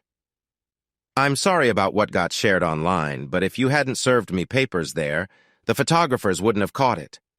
Besides, being on the beach like that isn't unusual." "True, but after that, who did you see that night?" She retorted, "I didn't see anyone." Hank shook his head. "If family and our marriage mean so much, why did it take you so long to get here?" "I was busy helping our new partner manage some issues. Then I had to travel to New York for meetings and then on to Pittsburgh to talk with sponsors." She didn't mention that one of the executives she spoke with directly asked if the yacht photos were staged. Because of the connections and the executive involved, she didn't deny it, and the executive seemed unfazed. Hank scoffed. "Let me guess. You had to fix things with your long-term sponsors in Pittsburgh because they might not like how you were working with your new business partner while your husband was still in the States." He was right on target. Catalina didn't know how to respond, so she decided to defend herself. "I can't believe all of you, my family, are ready to abandon me so quickly. Don't I deserve a little trust?" Scott replied, "Don't go there, Kat. Your behavior recently has changed how we see you." "Thanks, Scott. Because of that, you two are fired. Besides, I was just acting. You know it wasn't real." Tina added, "Kat, we don't care what you do as long as we get paid. We were going to quit before you hired a new crew from New York." Once again, Kat was surprised that everyone in the room seemed to know more about her than she expected. Marilis spoke up. "Then, daughter, you are quite an actress. While filming, I thought your feelings for him were more than just business. I'm sure your audience, who knows you are still married, will think the same." This caught her off guard. "Why are all of you against me?" Eva replied, "We aren't against you, Mom, but we can't understand why you would just reappear after years of being distant. After what you did this week, do you expect us to welcome someone we don't know?" "What's your point?" Eva said. "It's been all about you for years. You've been away for almost everything since my senior year. Nana helped me pick out my prom dress because you didn't have time. There are many times I've needed you, and you weren't there." Kat was at a loss for words, remembering those moments. "Then this week, someone at work put a picture of you on my desk. Now everyone thinks less of me because of your actions. They'll look at me differently and wonder about you. You may have advanced your career, but it's hurt mine." Tears began to form in Eva's eyes as she spoke. This wasn't how Kat had imagined the day going. She knew she needed to make things right with Hank, but she hadn't considered how to handle the others. She tried to shift her approach. "But sweetie, I'm doing this for all of us. With the money I make, we can achieve so much together. Don't worry about your career. You can join me." The look on Eva's face told Kat that wasn't going to happen. Eva continued, "Mother! The newspaper in the UK that posted your pictures contacted me to see if I would do a mother-daughter spread with them. Great, just what I need." Kat felt humiliated. Hank wasn't sure if that was true, but didn't want to ask at that moment. Eric spoke up. "Gee, Mom, if you wanted to be famous, why didn't you just make a video? You could have been right at the top like others." This hit hard. Kat couldn't believe her children were turning against her. She couldn't hold back her tears any longer. Seeing that the conversation was going downhill, Marilis intervened. "Catalina, come with me for a moment. Please." Marilis walked by Hank and squeezed his arm. Then she gently turned Kat around and led her outside for a moment. 5 minutes later she returned, tears streaming down her face. She walked up to Hank, arms open, needing comfort. He asked, Are you okay, Mom? I will be. I just told my daughter we both needed space to avoid saying things we can't take back. I'm worried we may have already crossed that line. I offered to spend time with her tomorrow, but I'm staying tonight since Eric is leaving in the morning and I might not see him for a while. I don't know if Ava even left yet. She might still be sitting there upset. I believe she's starting to realize what her actions have caused. She continued, Please, Hank, don't be harsh with her. Protect the kids and yourself, but be kind to her. I know she doesn't deserve any kindness from us, but I'm asking you, as a favor to me, to show her some compassion. He hugged her back. Sure, Mom. I promise I'll try. Morgan went out to tell Julia they could come back inside. When the girls entered, they hugged Hank. Julia saw that he needed cheering up. Hank whispered to the girls, and soon they were hugging Marilis too. Julia's look told Hank that it was a good idea. It was a tough night for everyone. Being the Labor Day weekend, it took a bit, but Kat eventually found a decent hotel room about 20 minutes away. She cried until she got to her hotel room. Then she opened her laptop and got to work. If her family didn't want her anymore, she would prove them wrong. She would still be successful. The next morning, Hank, Eva, and Morellis drove Eric to the airport. Morellis was already missing her grandson, whom she hadn't seen for almost a year before this trip. Before he said goodbye, he said to her, Nana, just stay here with us. When I graduate next year, I'll move close to you, and then you can be with us all the time. But Barcelona's my home. I've lived there for most of my life. I know it's hard to think about, but we would love for you to consider it. I will think about it. For my grandbabies. They hugged, and Eric went through security. Hank and Ava then drove Marilis to Kat's hotel. A minute after dropping her off, Eva's phone rang. It turned out Kat had already checked out. A few hours later, Morellis would find out that Kat took an earlier flight back to New York. Chapter 5. Things moved quickly after that.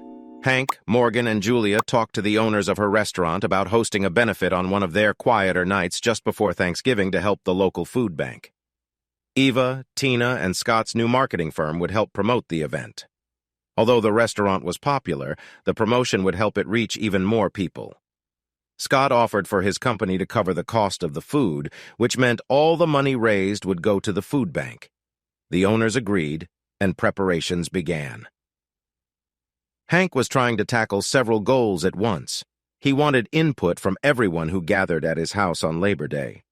He sought to personally support some projects for Scott and Tina in Asheville.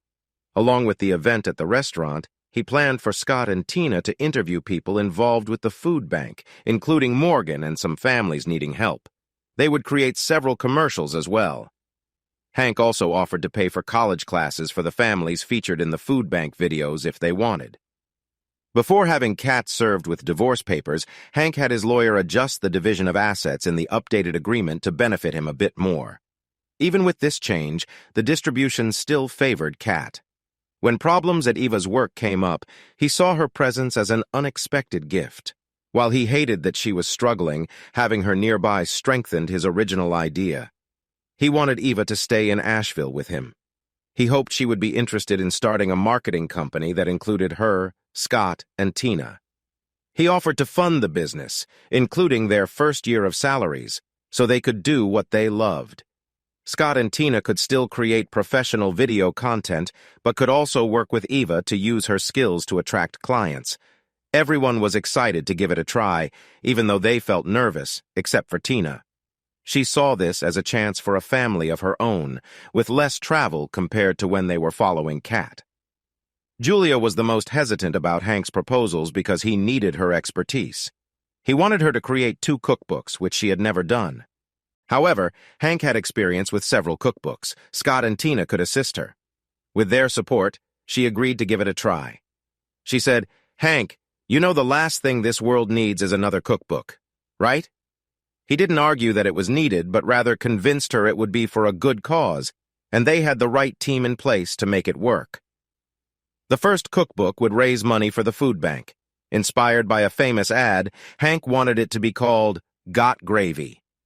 The cover would show a close-up of a person's face, and instead of a milk mustache, they would have a gravy mustache. It was a clear play on the famous ad, but it would help a good cause. The cookbook wouldn't be just for gravy recipes, it would feature a variety of gravies and sauces. The marketing of this cookbook was to be the first project for the marketing company.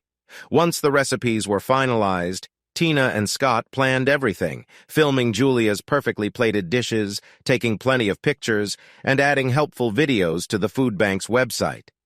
By the time of the food bank event at the restaurant, they would start promoting the book with an expected launch date. The second cookbook Hank requested was a Mediterranean cookbook that would showcase recipes Julia had created at the restaurant.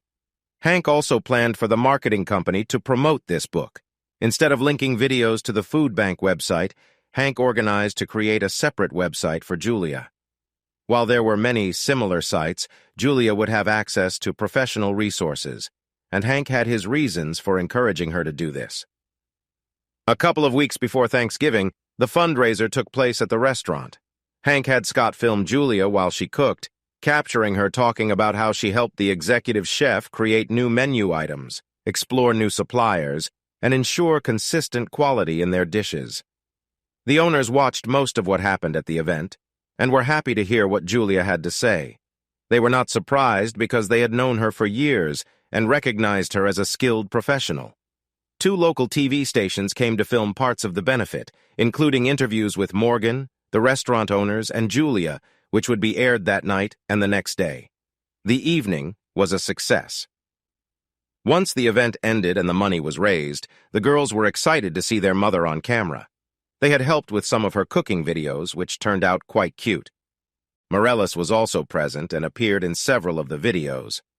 During this time, the girls were getting closer to Hank, who was working at the local factory with occasional visits back to Pittsburgh. With summer over, he had less free time at the food bank and was now working long days at the factory, but he still tried to help with the cookbooks in the evenings. Morgan and Bill spent many evenings with the girls, and they all got along well with Morellis, who enjoyed being around them. She was hopeful about having 2 new grandchildren soon, but that was still a bit away, even with Kat signing the divorce papers recently. On Sunday night after Thanksgiving, which was one of Julia's few nights off, she and Hank were sitting on his outdoor couch, enjoying the view of his backyard, and sipping some wine after finishing the gravy cookbook. Julia turned to Hank and asked, "Can I ask you something serious?" He smiled and replied, "Of course." She liked that answer and smiled back, although she wondered if her nerves would hold.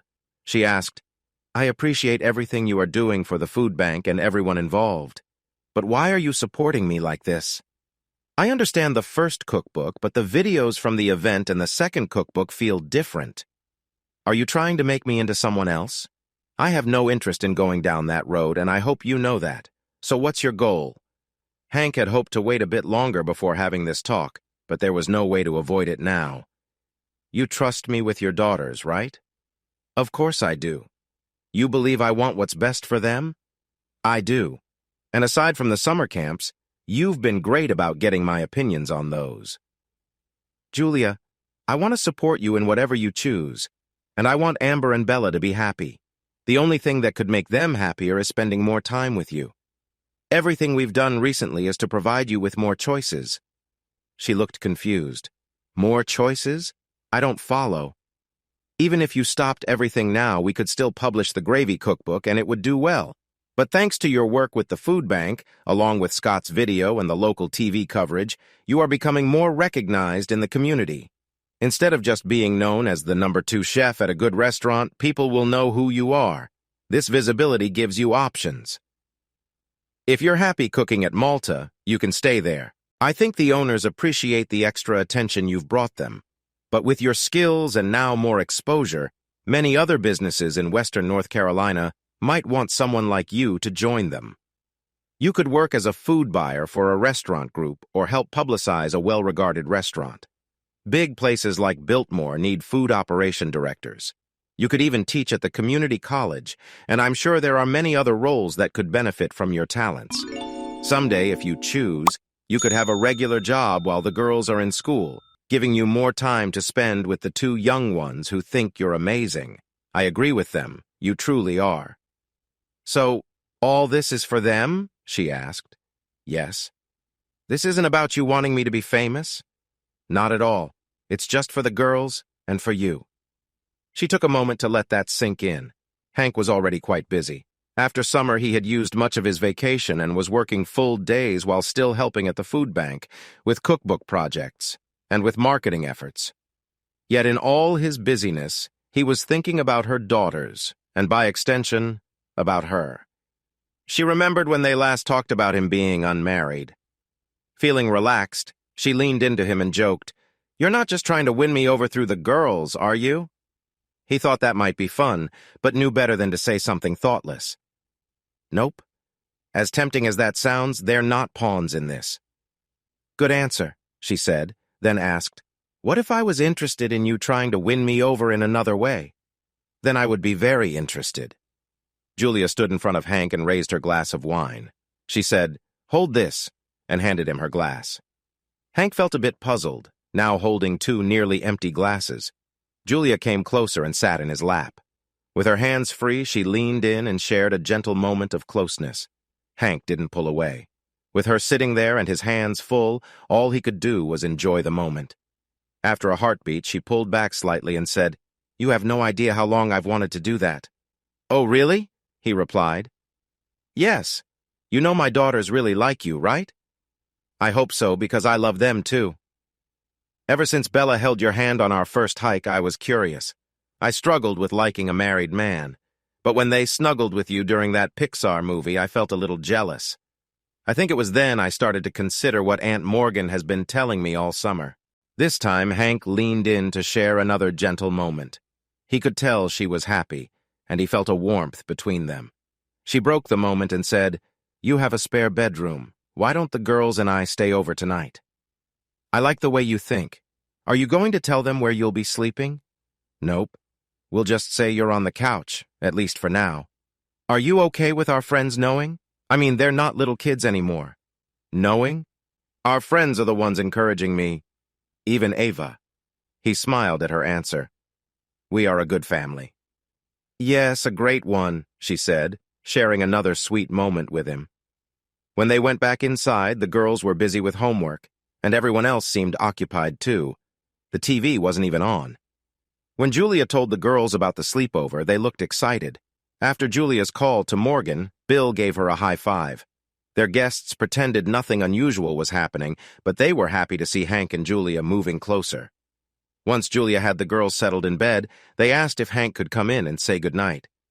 Julia felt a bit nervous about everything. She was thinking about building a life with Hank.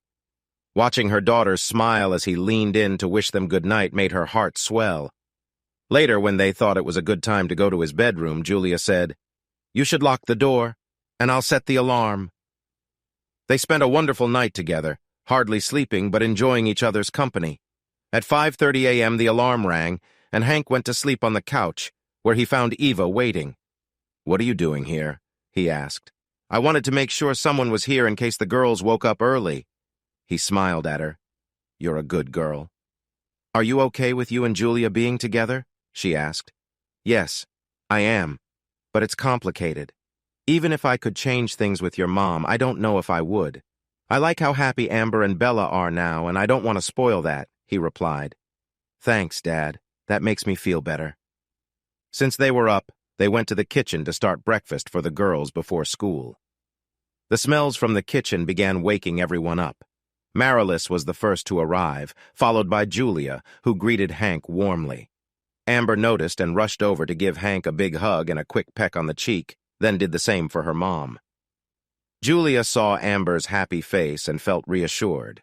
Marilis felt the same way. After Julia and the girls left, Marilis said to Hank, "I'm going back to Spain. I don't know how long I'll be there, but I will come back. I need to check on my daughter. I don't approve of everything she's done recently, but she is still my daughter. I hope you understand." "Mom, you need to do what's right for you. You always have a place here. Just promise that you won't be gone too long. We will all miss you," he replied. "And I'll miss you all." When Kat was little, I felt like I had one chick to care for. Now, I still feel like a mother hen, but my family has grown. I love my first chick, but I love all my new ones just as much. You don't have grandchildren yet, so you might not fully get it, but I need to do this. I think I understand a bit. Just so you know, Mom, the guest suite on the first floor, It's yours. This house is now yours. Don't worry about finding another place. We need you back here. I know, and thank you. I want to be here too. When Samuel was alive, the distance didn't matter as much. I missed you all, but I had him. I wish I had moved closer years ago, but with Catalina so busy, I didn't want to disrupt anything. I realize now that was a mistake. I can't miss watching my grandkids grow up. I'll be back soon, either before or right after Christmas. Morelis returned to Spain and tried to catch up with Kat, who was busy working on a new show with Lorenzo. It was going well, but Kat didn't have much time for her mother. Morelis wasn't fond of Lorenzo, but she was polite because she understood her daughter needed this show to succeed. Though Kat's previous show in Barcelona had huge success, her old sponsors were reluctant to continue their support. Because of this, she was putting all her hope into her new project. When Kat heard her mother planned to sell her apartment, she was surprised. Morelis could get a good amount for it, enough to rent a nice place in her hometown whenever she wanted. She also wanted to set aside money for her final resting place in Spain, near Samuel, but intended to live in the United States with her family. It would take time for the immigration paperwork, but she was sure it would work out in time. Kat asked, "Why didn't you move here sooner while I was in Pittsburgh?" "Your father passed away only 5 years ago. It took time for me to process that. Besides, in those years, I wouldn't have seen much of you anyway, would I?" This bothered Kat, not because it wasn't true, but because it hurt. Kat continued, "So now I'm here and you're moving there. If you stayed, we could spend time together." "Sweetheart, I love you, I do. But I could stay here waiting to see you for just a little while each week while you are busy, or I could live there and see my family every day. I haven't had a meal alone in months. I won't go back to being alone when I can be with everyone." "But I'm your family. You are my family too, but you're busy right now. Let me know when you have some free time, and I'll come visit you. But that might not happen for 7 or 8 months. Exactly why I'm going back to Asheville until you have more time." Morelis knew 7 or 8 months could easily turn into longer. She asked Kat, "Are you taking time off for Christmas?" "Lorenzo and I are making a Christmas show and we have an event for a children's hospital on Christmas Eve." Morelis nodded. She could stay and spend Christmas with a busy Catalina, or she could enjoy a week with her family in Asheville who would be home for Christmas. It was an easy choice. When Morelis returned, she brought boxes of her favorite items. When she showed them to Hank, he immediately knew what to do. She had some ornaments, and Hank brought them out for Amber and Bella to help Morelis decorate the tree. Morelis was joyful when they finished. On Christmas Day, Julia and the girls spent the morning at Morgan and Bill's.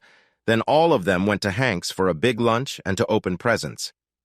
Before they returned to Morgan's, Hank said to Julia, "I hope next year you and the girls wake up here." "I would like that." For the girls, it was starting to feel like home, too. While Kat had distanced herself from her family, she also lost her local sponsors in Pittsburgh. It seemed pointless to go back to trying to rebuild those relationships, so she chose to focus on the opportunities with Lorenzo and his projects.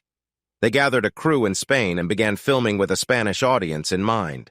Lorenzo was already a star in Spain from his soccer career, and he became a hit alongside Catalina, who was returning to her roots.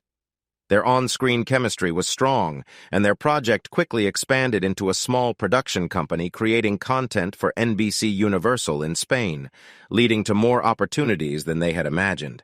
They even invited Kat to participate in a show where she could cook with top chefs in Spain's best restaurants.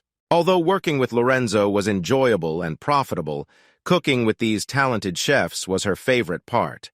Not only did Kat get her own show, but she ended up with several opportunities, which allowed her to earn as much as she would have with a top show in the U.S. Even though she and Lorenzo had a great connection, they weren't meant to be a couple. He wanted a family, but at nearly 50, Kat felt she couldn't give him one. His ex-fiancée's actions were troubling and had left a mark on his life, but Lorenzo wasn't getting any younger. So he found and married a wonderful woman who could help him start a family. This changed the dynamics of the shows with Kat, as the chemistry they once shared began to fade. His new wife established strict guidelines for him, leading the show to conclude sooner than expected. Kat needed to think of new directions. Instead of filming easy shows along the Spanish coast, she began to create cooking and travel programs in new locations, gaining recognition for her efforts. Although the pay was still good, the constant traveling was exhausting. Eventually, she settled in Miami, where she became quite popular.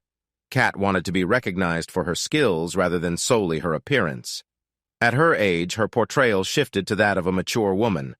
While it was easier to build her career on her looks in the past, being surrounded by younger talent in Miami posed its own challenges. Having always had a curvy figure, she found it difficult to stand out among the youthful and fit crowd in Miami. Despite no valid reason for concern, she often worried about her appearance and how others might perceive her. After several years in Miami, Kat had ample financial resources and admirers, yet she often felt a sense of loneliness, even during rare moments of companionship. Her friends, Ava and Eric, made a point to visit her annually, and Morellis tried to visit a few times, though Kat's busy schedule made those visits infrequent.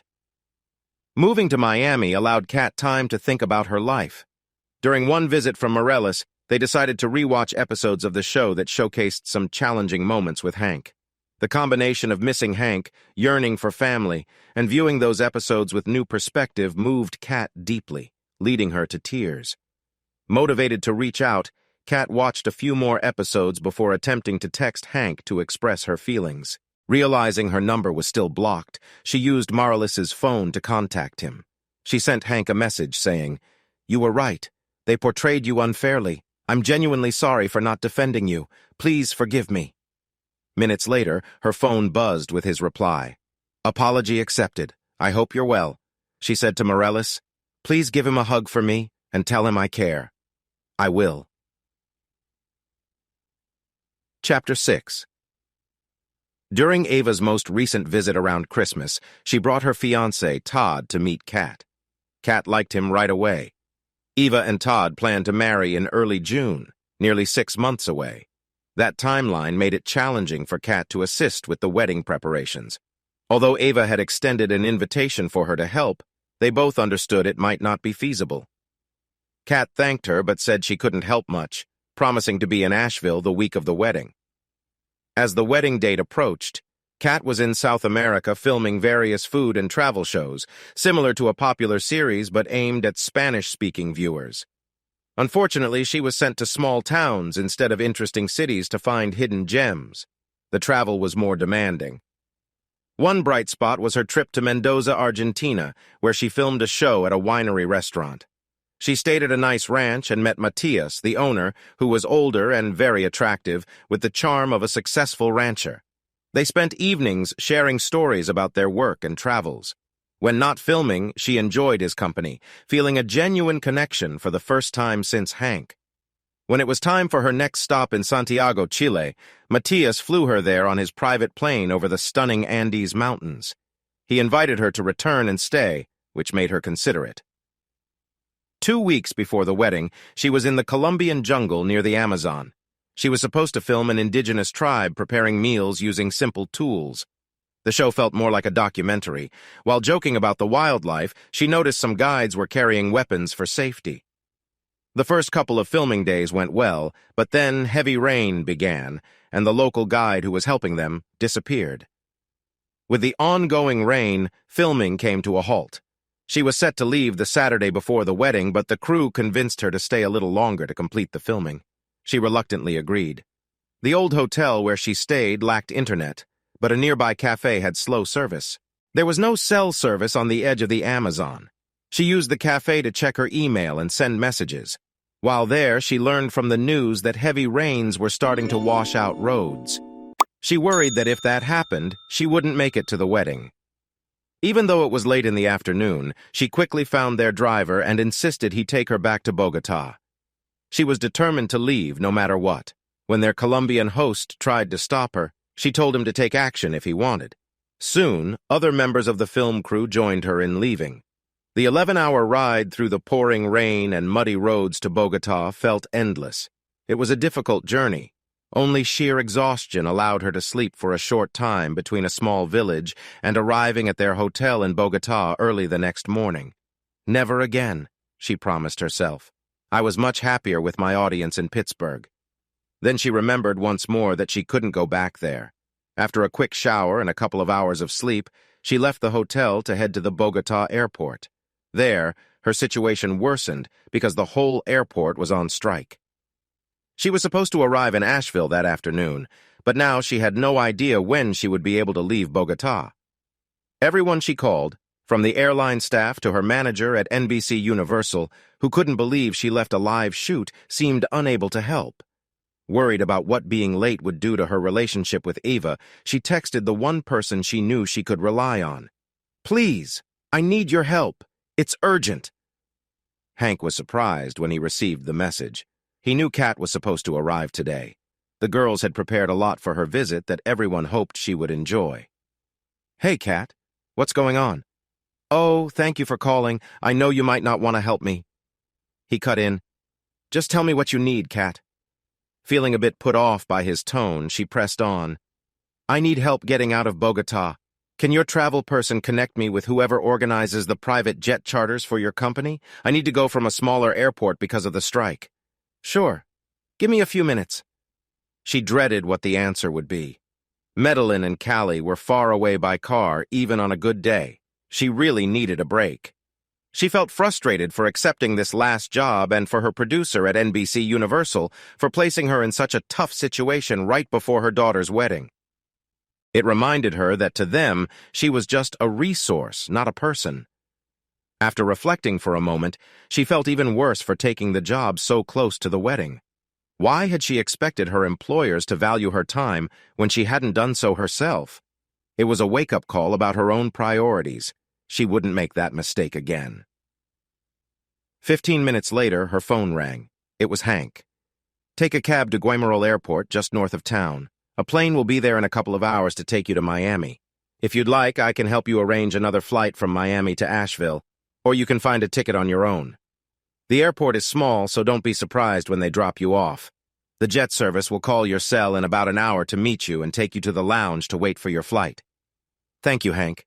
I promise to pay you back once I reach Asheville." "I know. No rush. Be safe and have a good flight. Everyone is excited to see you." "Me too."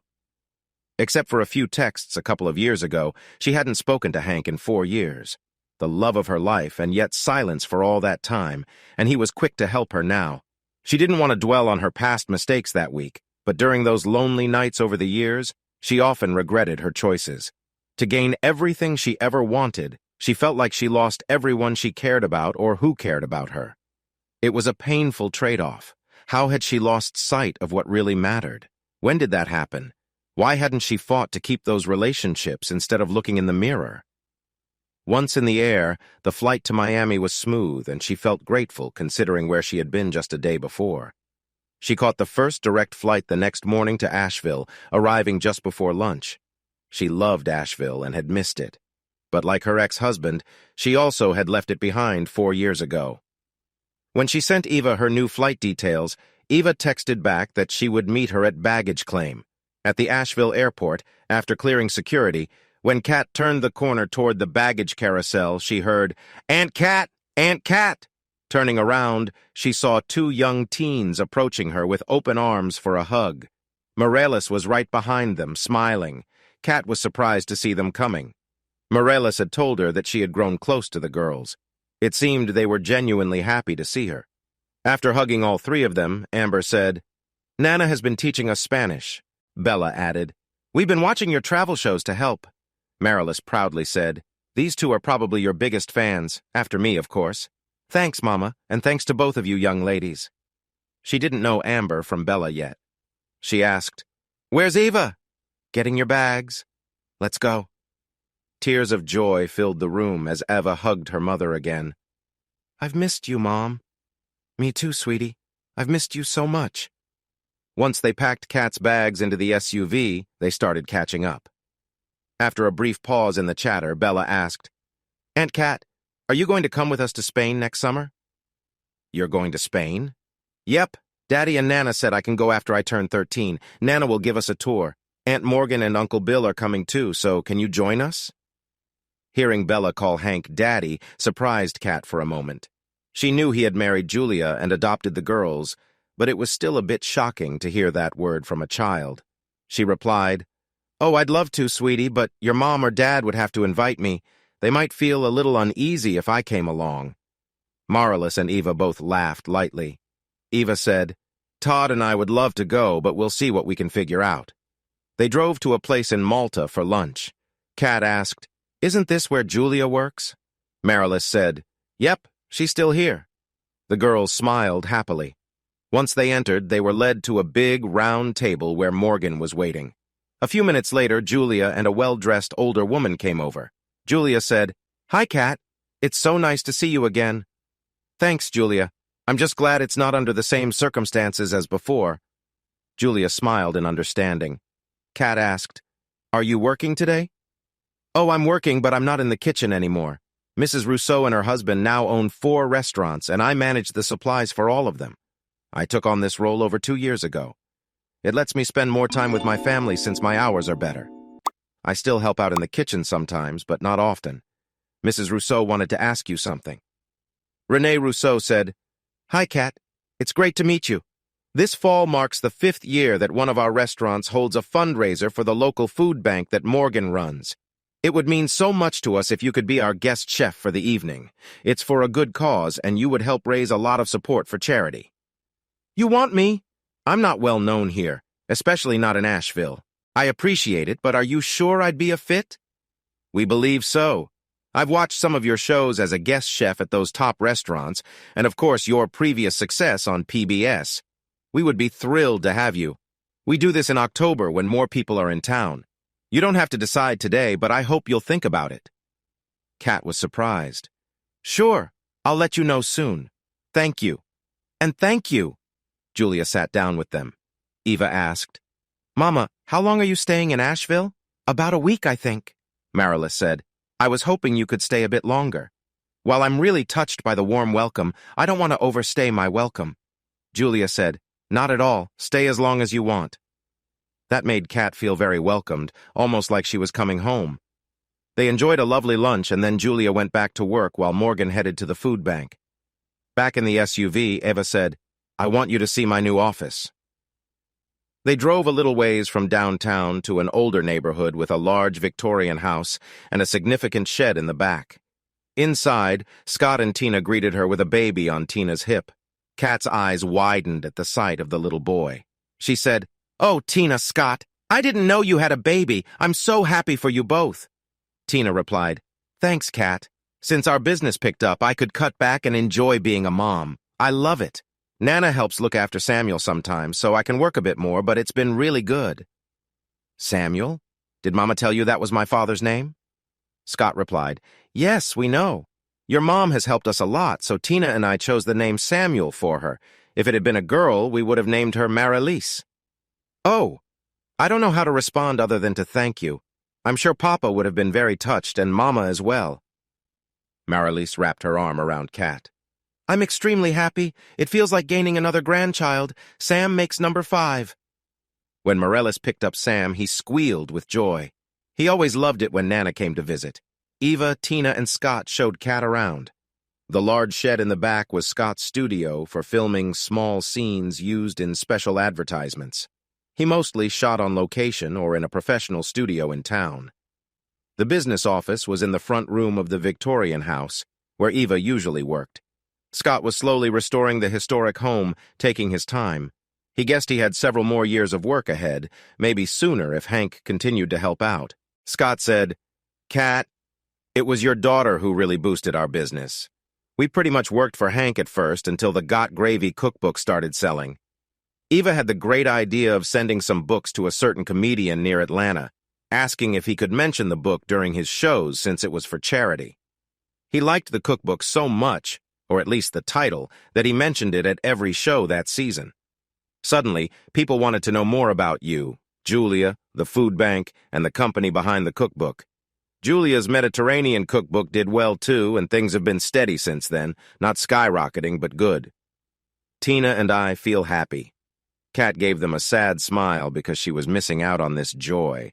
These were her friends, whom she hadn't treated well in the past, but she was sincerely glad for them. "Scott, Tina, I just want to say I'm so sorry for how I acted." Scott raised his hand. "No, don't worry about it, Kat. We had a rough start, but we love it here. Working with Eva, seeing Nana nearly every day, and having barbecues on the weekends. And of course, there's Samuel. I know you've had a tough time, but I wouldn't change anything in our lives right now, he added with a smile, except maybe to give Samuel a little sister. Tina asked, "Do you want to hold him?" Kat, with tears in her eyes, nodded. When Tina handed the toddler to Kat, he smiled and gabbled joyfully. He reached for her earrings, making everyone laugh. They spent a nice afternoon on the back deck catching up and sharing funny stories from their earlier filming days. Marilis felt joyful. Her daughter was here with her friends. This was the happiest she had felt in years. Soon enough, it was time to go to Hank and Julia's house, which used to be Kat and Hank's vacation spot. Scott and his family would join for dinner.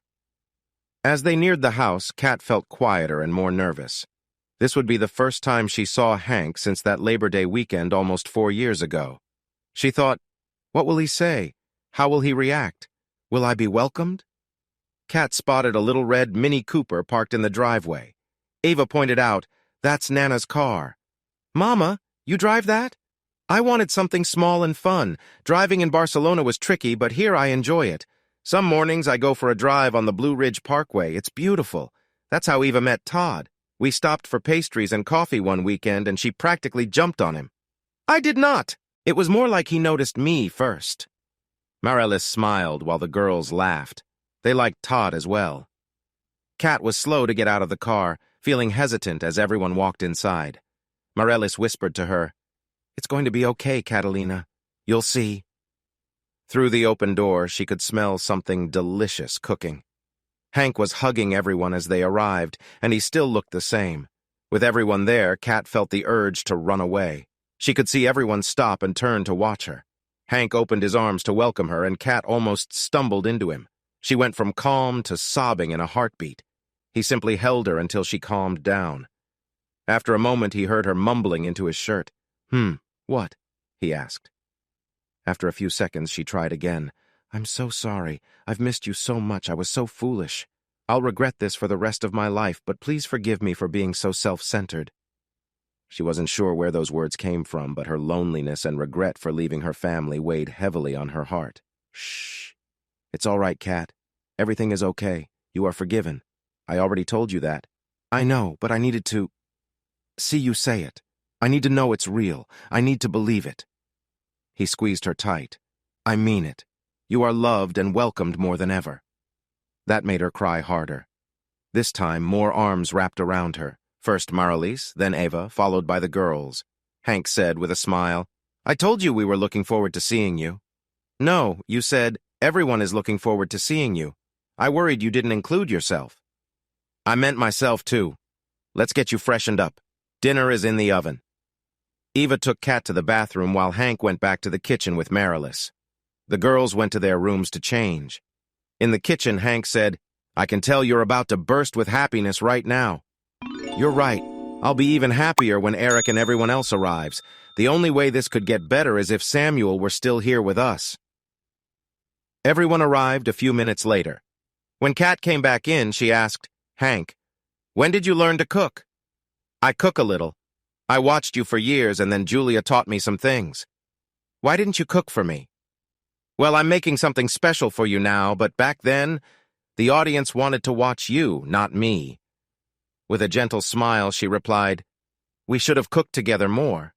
He nodded. In Spanish, Bella asked, "Aunt Kat, will you watch your Buenos Aires episode with us?" Marilis added, "That's their favorite because of the dance scene. They've been eager for you to come back to watch it with them." Kat laughed. "You can't film anything there without a dance scene. That was a lot of fun." She let them lead her to the family room. Over the next hour or two, everyone else started arriving. Morgan, Bill, and Todd were happy just to be around Kat and Eva. Then Scott, Tina, Sam, and Eric showed up. When Eric walked in, Kat had another moment of emotions. Even though she had seen him 6 months ago, he seemed different, bigger and more mature. It hit her that her little boy was growing up, and she felt she was missing it. When Julia arrived, she helped Hank finish dinner preparations. They served 2 big dishes of paella, one with seafood and one without, along with salad and other sides. Paella was one of Kat's favorite meals. When everyone was seated at the table, Hank stood up and gently tapped his glass to get attention. He said, "I'm really happy that my whole family is here tonight. Kat, we're especially glad you could join us. Now we're complete. To family. Everyone echoed, to family. Kat had some words she wanted to share, so she stood up. I want to thank all of you for today. Now I understand what the prodigal son must have felt. Thank you for welcoming me back and being so understanding about my absence for too long. This is the best day I've had in many years. I love all of you. Everyone enjoyed their meal, and Kat was happy to be part of many conversations throughout the night. After Hank and Julia cleaned up, Kat poured 2 glasses of a nice Oloroso sherry for Hank. When Hank stepped outside, he caught Kat's eye and held up the extra glass. She nodded, and a few minutes later, she joined him on the patio. "Thank you for the sherry," she said with a smile as she took a sip. "And thank you for helping me get out of Colombia. The weather and the strike caught me off guard. I was worried I would miss being here for you all, or worse, miss the wedding entirely because the roads were blocked. It was almost a disaster. I'm glad you made it out. We've all been looking forward to seeing you." "I see that, and it means everything to me. I missed all of you while I was away, and today made me realize how much I missed being part of your lives. Right now, the only friends I have are the faces from the production teams that change regularly. I feel very alone." Hank said, "I'm sorry to hear that. I know you love your work." "I did love it. I'm not so sure anymore. This last series has taken me to small towns and jungles in Latin America, and it's made me question what I'm really doing. I hear the episodes have done well, but I'm just not enjoying it. Mom and the girls have been watching all your episodes. We got a satellite dish just for that reason." She smiled and said, "I can't believe that. After everything, I'm surprised Mama keeps up with it, but I'm really shocked that Julia lets the girls watch. You are loved. Don't forget that." Kat paused for a moment, considering how to say what she needed. "Hank, I know it's all in the past now, but I promise you I did not sleep with Lorenzo before you sent me the divorce papers. I know it's done now, but you should know the truth." Hank took a moment to think. "I don't want to revisit the past, but I believe you. Still, Kat, I know you. That situation probably stirred up a lot for you. He was charming, and you two had a connection. Can you honestly say that if things were different, you wouldn't have made a mistake?" "Honestly? I can't say for sure. I'm not naive enough to go absolutely. But I can tell you this. I wanted you, not him. You know what I mean? When you're with someone, you feel no attraction to anyone else. That's how I felt then. I made mistakes, and it looked bad. I was trying to make things work without crossing a line. But I swear I didn't plan to cross that line." Hank replied, "That's where I wonder about your choices. The Kat I knew wouldn't have put herself in that kind of situation. You would have seen how it could look. Can you imagine if I had gone with you to that event and you were engaging with someone else instead of being with me?" She sighed. "I know, and you're right. I thought I needed to climb to the top in my career, and I was willing to sacrifice almost anything for it. I didn't realize then that I was giving up my family and a good life to chase it. Now, I have money and some fame, but no one to share it with. If I could go back to when we were in Pittsburgh, I would choose that life again in an instant." He asked, "So all that glitters isn't gold?" You know that answer. A while ago, I felt embarrassed watching those episodes that upset you. I'm truly sorry for that. When I tried to reach out to you to apologize, and my number was still blocked, I felt cut off from you. And I was the one who put myself in this position. If Mama hadn't let me use her phone to text you, I don't know how I would have managed the week. Maybe I would have ended up calling Eva or Eric a lot, or I would have flown over. I really appreciated your apology. It mattered to me that we could both understand what had happened. By then, I was married to Julia, and my life was getting better. Your apology meant a lot, so thank you. I've missed you too." She asked, "Did you know the girls invited me to join you all in Spain?" "Of course, we all hope you'll come. If you can't or don't want to, that's okay. We were planning to rent your place in Barcelona." He laughed a bit and added, "We've been staying at your old place in Pittsburgh every time we visit. How many homes do you have now?" She laughed lightly. 4. I have my current place in Miami where I hardly spend any time. Then there are the other 3, which I can't bring myself to sell. I can't let go of our old home in Pittsburgh, even though it's been years since I've been there. I loved the apartment in Barcelona that I fixed up with Scott and Tina. I wanted to keep it as a vacation spot for myself. I bought Mama's apartment too when she sold it. I was feeling down when she made that decision, so I didn't want to lose that part of my family. Losing you and what made our old house our home was difficult. I've held on to our old apartment because I've lost so many important people, so the memories tied to those places mean a lot. That's interesting. I'm not sure Mom knows you've kept her house. I never mentioned it. When I'm in Barcelona, I usually stay there, allowing the nicer apartment to be rented out. Kat asked, "How long are you planning to be in Spain with the girls?" "A month, maybe longer," he replied. "Really? When we were there filming, you worked a bit, but if you're all over the place, will you still manage work?" He smiled at her. "I'm retiring. Only Julia knows right now, but our company is getting sold. I'll cash in my stock options for a good amount, so I'll be okay financially. Not rich, but comfortable. Robert is thrilled. He's going to do very well. He's coming to the wedding, by the way. I could stay in Spain the whole summer, but Julia needs to return. After the trip, I'll probably help Scott finish their house and assist Morgan with the food bank. I might take over managing it when she's ready to step back in a few years. Julia plans to use the trip to find some new suppliers for their restaurants. I can probably help with that. I know a lot of people throughout Spain. I'll give her a list, and she can meet some of them during the trip. I was hoping you would say that. I'd also like you to introduce her to a few in person." Kat replied, "If I come, I will. I am so envious of the two of you." At that moment, Julia came outside with the girls. "Good night, Aunt Kat," they said as they hugged her. It was a sweet moment. Eva was right behind them. "Mom, we have to get going if we're going to meet Todd at his parents' house for breakfast." Kat noticed how happy Eva looked around Todd. She had been smiling since they met at the airport. Kat playfully said, "Breakfast? You know I don't look my best in the morning." Eva rolled her eyes. "Mom, you always look great. You could just wake up and you'd still be the prettiest person there." She said, "That's not true. They've already seen you." Eva laughed. "Thanks, Mom.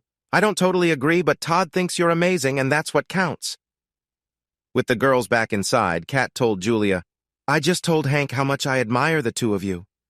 Julia replied, "You shouldn't feel that way. Your whole family is here. You could be here too. You'd be welcomed with open arms. I mentioned you to the owner, and she was already asking me to get you to come as a guest chef. You may not be as well known here as in parts of Spain, but I believe you'll find success here and still spend time with your family." "You wouldn't mind?" "Why would I mind? I could learn so much from you. My daughters think you are incredible and can't wait to spend time with you this week. Your family, even that goofball I'm married to, loves you. If you stay away, it won't be because you aren't wanted or loved." Eva hugged her mom. "See, Mom, the only one keeping you away is you." Kat knew that was true.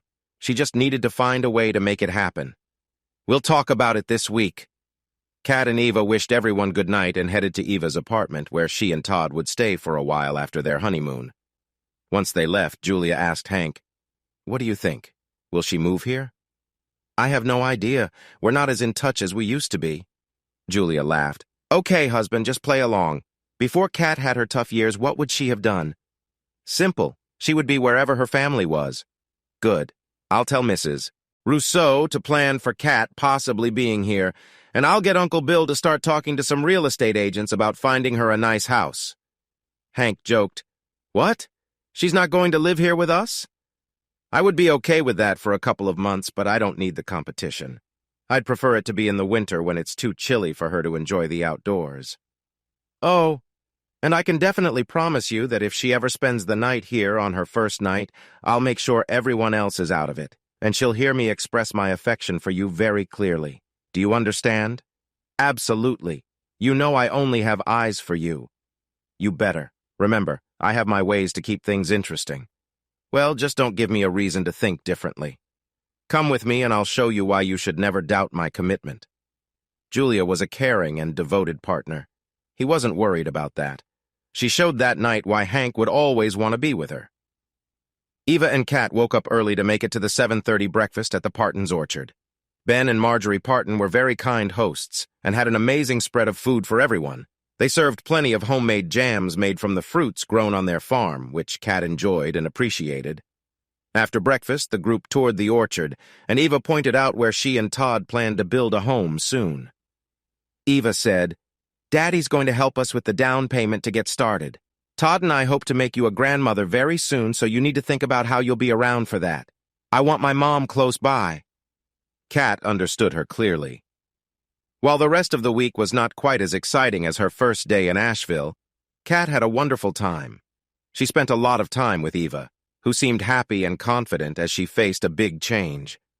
Kat felt uplifted just watching the strong woman Eva had become. Marilis was usually nearby too, though she would sometimes visit Scott and Tina to help with Samuel. Kat saw Eric every night at Hank and Julia's house, where she always felt welcome. Kat was trying to figure out a move to Asheville, a place she had always liked, and was not sure how to make that happen aside from just going for it. On Friday, the rehearsal dinner were simple and nice. The dinner took place at one of Julia's restaurants. One of Eva's college friends came in to be a bridesmaid along with Amber and Bella. Tina was her maid of honor. On Saturday, before the wedding started, all the bridesmaids were in the bride's room, along with Marilis, Julia, and Kat. Mother and daughter both glowed as the moment approached. A nervous Eva wasn't saying much, but exchanged many heartfelt looks with the other ladies in the room. Morgan and Bill were seated next to Marilis as honorary grandparents. Julia and Kat were beside each other, watching as Hank walked Eva down the aisle. Kat felt like cheering when Hank answered the common question with, "Her mother and I." She thought, "That's right, she's ours. We did it. He and I raised that wonderful woman." In her life up to that point, it was the greatest achievement she had known. That was probably when the last few years really hit home for her. For some reason, she had been measuring success in the wrong way. After watching Eva all week, she felt that she had done something good with her life. Though she was a bit envious of Hank getting a second chance to do it again with Amber and Bella, she felt lucky that they wanted to spend so much time with her that week. It made her feel grateful. Hank was busy at the reception, excited to dance with many women he cared about. Robert and his wife were also there, and Robert took the time to dance with Kat, allowing them to catch up. Todd's family came from a rural area of western North Carolina, which made for an interesting mix, but they were friendly and sincere. Ava's joy had rubbed off on Kat, who felt happier than she had in over 10 years. Throughout the reception, she felt welcomed, and a week before, she had worried about how she would fit in. Now she knew what she wanted to do. She just had to make it happen. Eva pulled Kat with her to help change into her going-away outfit before she and Todd rushed off to the limo and then to their hotel before their honeymoon in St. Martin. Kat helped her change and would take care of the wedding dress later. As they left the room, Eva told her mother, "I love you, Mom. Thank you for this week. It couldn't have been any better." Kat struggled to hold back tears. "Me too, sweetie. I've been excited for today, but I don't want this week to end. Move here, Mom. Then it won't have to end." Outside, the guests gathered to shower the newlyweds with birdseed. Kat accompanied Eva to meet her new husband, Todd. Just before they ran to the limo, Eva leaned in to tell Kat one last thing. "Mom, you have to move here soon. I'm going to have a baby." Kat looked at Todd, who knew what Eva was going to say. He smiled at Kat and nodded. Then they ran through the birdseed and into the waiting car that whisked them away. Hank and Julia, who also knew Eva's news, joined Kat. Hank hugged a still surprised Kat and said, "Surprise! We're going to be grandparents." "You knew?" "So far, Eva has only told Julia, you, and me. Todd will tell his parents when they return. I don't know what to say. I'm so happy. She's been glowing all week." "Now I understand why. She just found out the week before you got here." Kat laughed. "I guess I'll need to buy another house." Everyone laughed along with her. When Julia smiled at Hank, he felt, things will be all right. Kat did move to Asheville. She appreciated the offer to stay while she searched for a house, but she decided against it. Instead, she rented a place for 6 weeks until she found what she liked. She bought a house in a nearby neighborhood to Hank's, but she often visited his home since that was where most family gatherings were held. She completed her season with the network, but chose not to sign a new contract. She had built enough experience to appear as a guest on various U.S. cable shows to earn a modest income and gain recognition.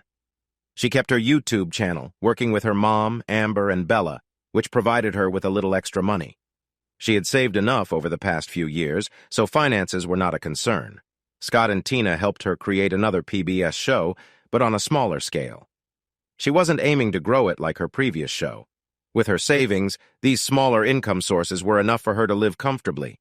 She sold her house in Pittsburgh. While she thought she would feel sad, being close to Eva and Eric meant she could create new memories. Having her mom nearby was wonderful. They spent many summer mornings driving along the Blue Ridge Parkway, enjoying treats from local vendors, which she incorporated into her shows. Eva and Todd welcomed a healthy baby boy. Kat was in the delivery room to support them during the birth. She felt so grateful that Eva included her in such an important moment. Kat arranged for Julia to meet excellent suppliers in Spain while they vacationed together. It was a fantastic trip, visiting numerous cities and dining in several well-regarded restaurants where Kat knew the chefs. The change in her work and living situation was a huge improvement. She embraced the shift from being the young star to aging gracefully on TV. As long as she was close to family, she could handle whatever life gave her. Even with Kat around, Morellis continued to live with Hank and Julia because they, along with the girls, loved having her there. Morellis enjoyed sharing her life with them every day. Hank and Julia, their life was wonderful. Julia's job was perfect for her, mixing restaurant management and cooking. Kat shone at that year's charity event, but there were also several nights each year when she and Hank shared the spotlight, with proceeds going to the food bank. Hank spent his time helping Scott finish restoring his house and assisting Morgan with the food bank. Restarting his life with Julia and the girls was truly fulfilling for him. Having Morellis live with them was a rewarding experience for everyone. Morgan and Bill missed having Julia and the girls nearby, but family events helped ease that feeling. They focused on Julia's happiness, and she was content. Most importantly, they cared about the girls. What had started as excitement for Mr. Hank years ago had blossomed into a deep affection for the man they now called Daddy. Hey audience, if you liked this video and want to keep up with more thrilling stories, make sure to subscribe to Prince Cheating Tales and hit the notification bell. You don't want to miss out on our upcoming adventures. Thanks for watching, and we'll see you in the next wonderful story.